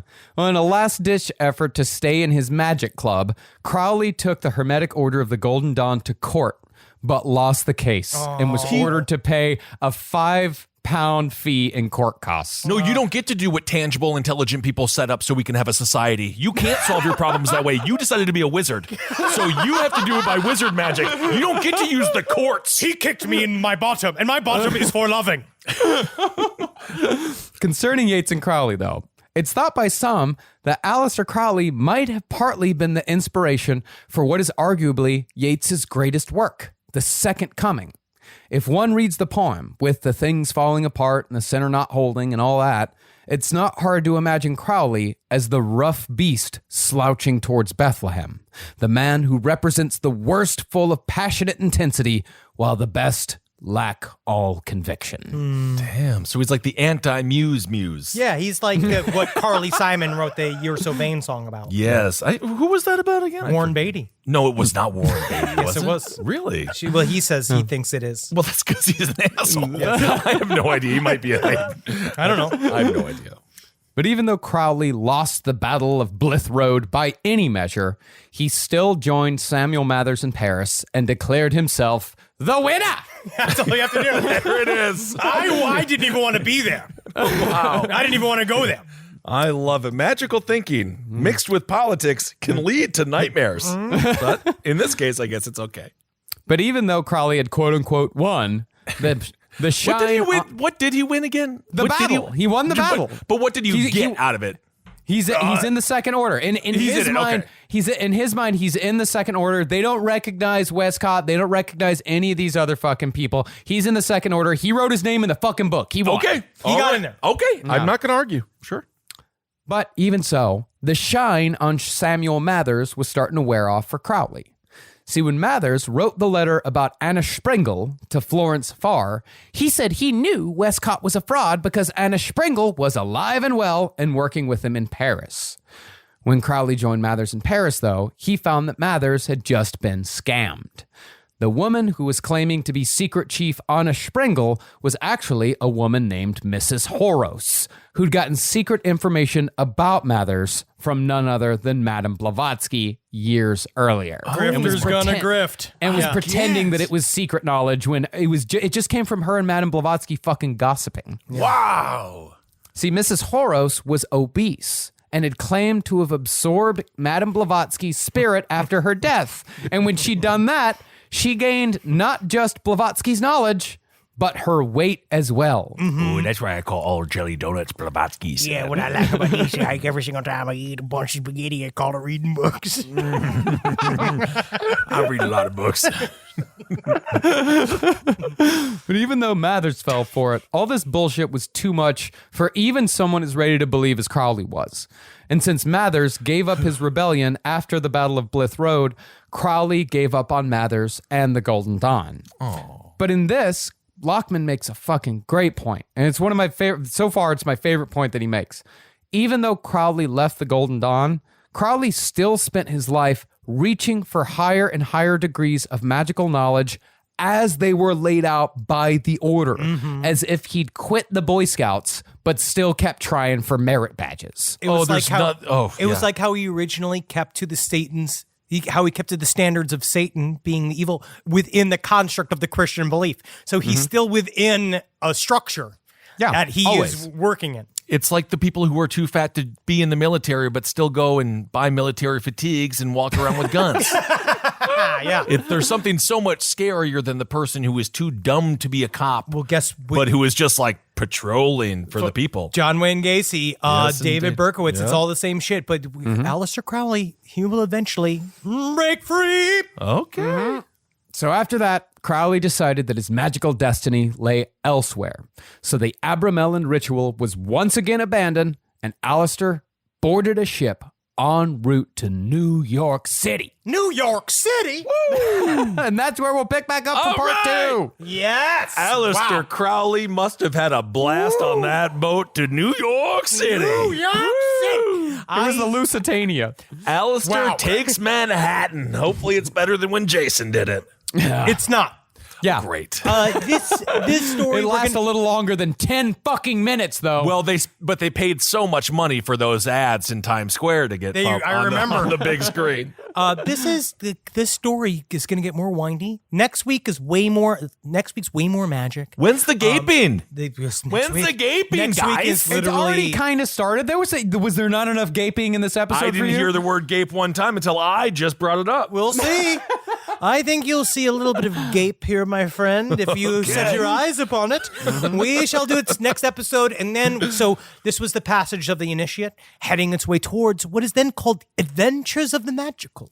The second episode, we'll see all of the adventures. Now that the man has passed through the gates onto the road towards becoming Abysmus, he will try and do whatever he can to attain contact with his HGA. But guess what? Third episode shows what happens when you get addicted to heroin. Oh. You are not a cool person anymore. No, unfortunately. really, don't do heroin if you've done it. Congratulations on being off of it. That's really a difficult drug. It's an awful drug. Very difficult. But that's what I learned. I was doing some research on Mr. Mitch Hedberg, and every story that all of his friends have about him were just like, well, he just kind of hung out in his hotel room. And those are not the stories you want your friends to have. No, it doesn't make you. I would cool rather guy. hear you being like, he got hammered and took a dump in the Christmas tree. Great, that's a story. I mean, That's why the second half of Sid Nancy is fucking awful, because it's just heroin, and heroin is just boring. Absolutely. All And right, sad. everyone. Well, thank you all so much for listening. We hope you're doing well. We got some big news, and we'll keep you up to date on all of that news. First of all, we got doggy robes on the last podcast merch, which are cute as fuck. Very cute. And then we will eventually have tour dates. Yeah, we got some live shows That's that we're gonna tell you about. We also have the Weed Line is coming. We just had a great meeting. It's inching forward, so we will be able to be in your brain Yes. in more ways than just one. And then we've got Holden McNeely and I are beginning our descent into Dune. I believe it's going to be March 15th is when the descent into Dune is going to begin. And then we have our new Someplace Underneath, a new show coming out. But also No Dogs Underneath, No Dogs in Space has just finished their first season. So fucking slam that in your holes. We've got all the other All the other great shows, Wizard and the Bruiser, Abeling's Top Hat, Page 7. You know where to find them on the Last Podcast Network. The network's doing great because of you. Thank you all so much. And of course, you know, you have our Patreon as well. You can go to, and we do our live streams every Tuesday at 5 p.m. PST and 8 p.m. EST. Yeah. And of course, our Twitch is up and going. Doing a lot of bullshit. We're having a lot of fun there. Tomorrow I'm playing Civ 6. Come join me as I continue to destroy Saladin of Arabia. I actually went too far. I had a couple of glasses of wine. And I ended up went too far in the game last night. But then we'll see. I'll show you all the war I've been doing tomorrow, 2:30 PST. Twitch.tv/Last Podcast What a time to be alive! Watch Henry be as violent as he wishes he could be in real life. I get it out, though. Absolutely. I thank God for it. Oh, happy Valentine's Day. It's also the, we're now a year with Spotify. Isn't that nice? They haven't kicked us off. There you go. Not yet. Not yet. They haven't kicked us off. All right, everyone. Thanks for listening. Hail yourselves. Hail Satan. Helgeen. Magustalations, everybody. Hail me. Please do. Mr. Crowley. Woo! Although Ozzy is British, he should have said it right. Yeah, but Mr. Crowley. That sounds terrible. That's awful. Yeah. He made the right choice. Yep, absolutely. Like always. Like always. Yeah. This show is made possible by listeners like you. Thanks to our ad sponsors, you can support our shows by supporting them. For more shows like the one you just listened to, go to lastpodcastnetwork.com.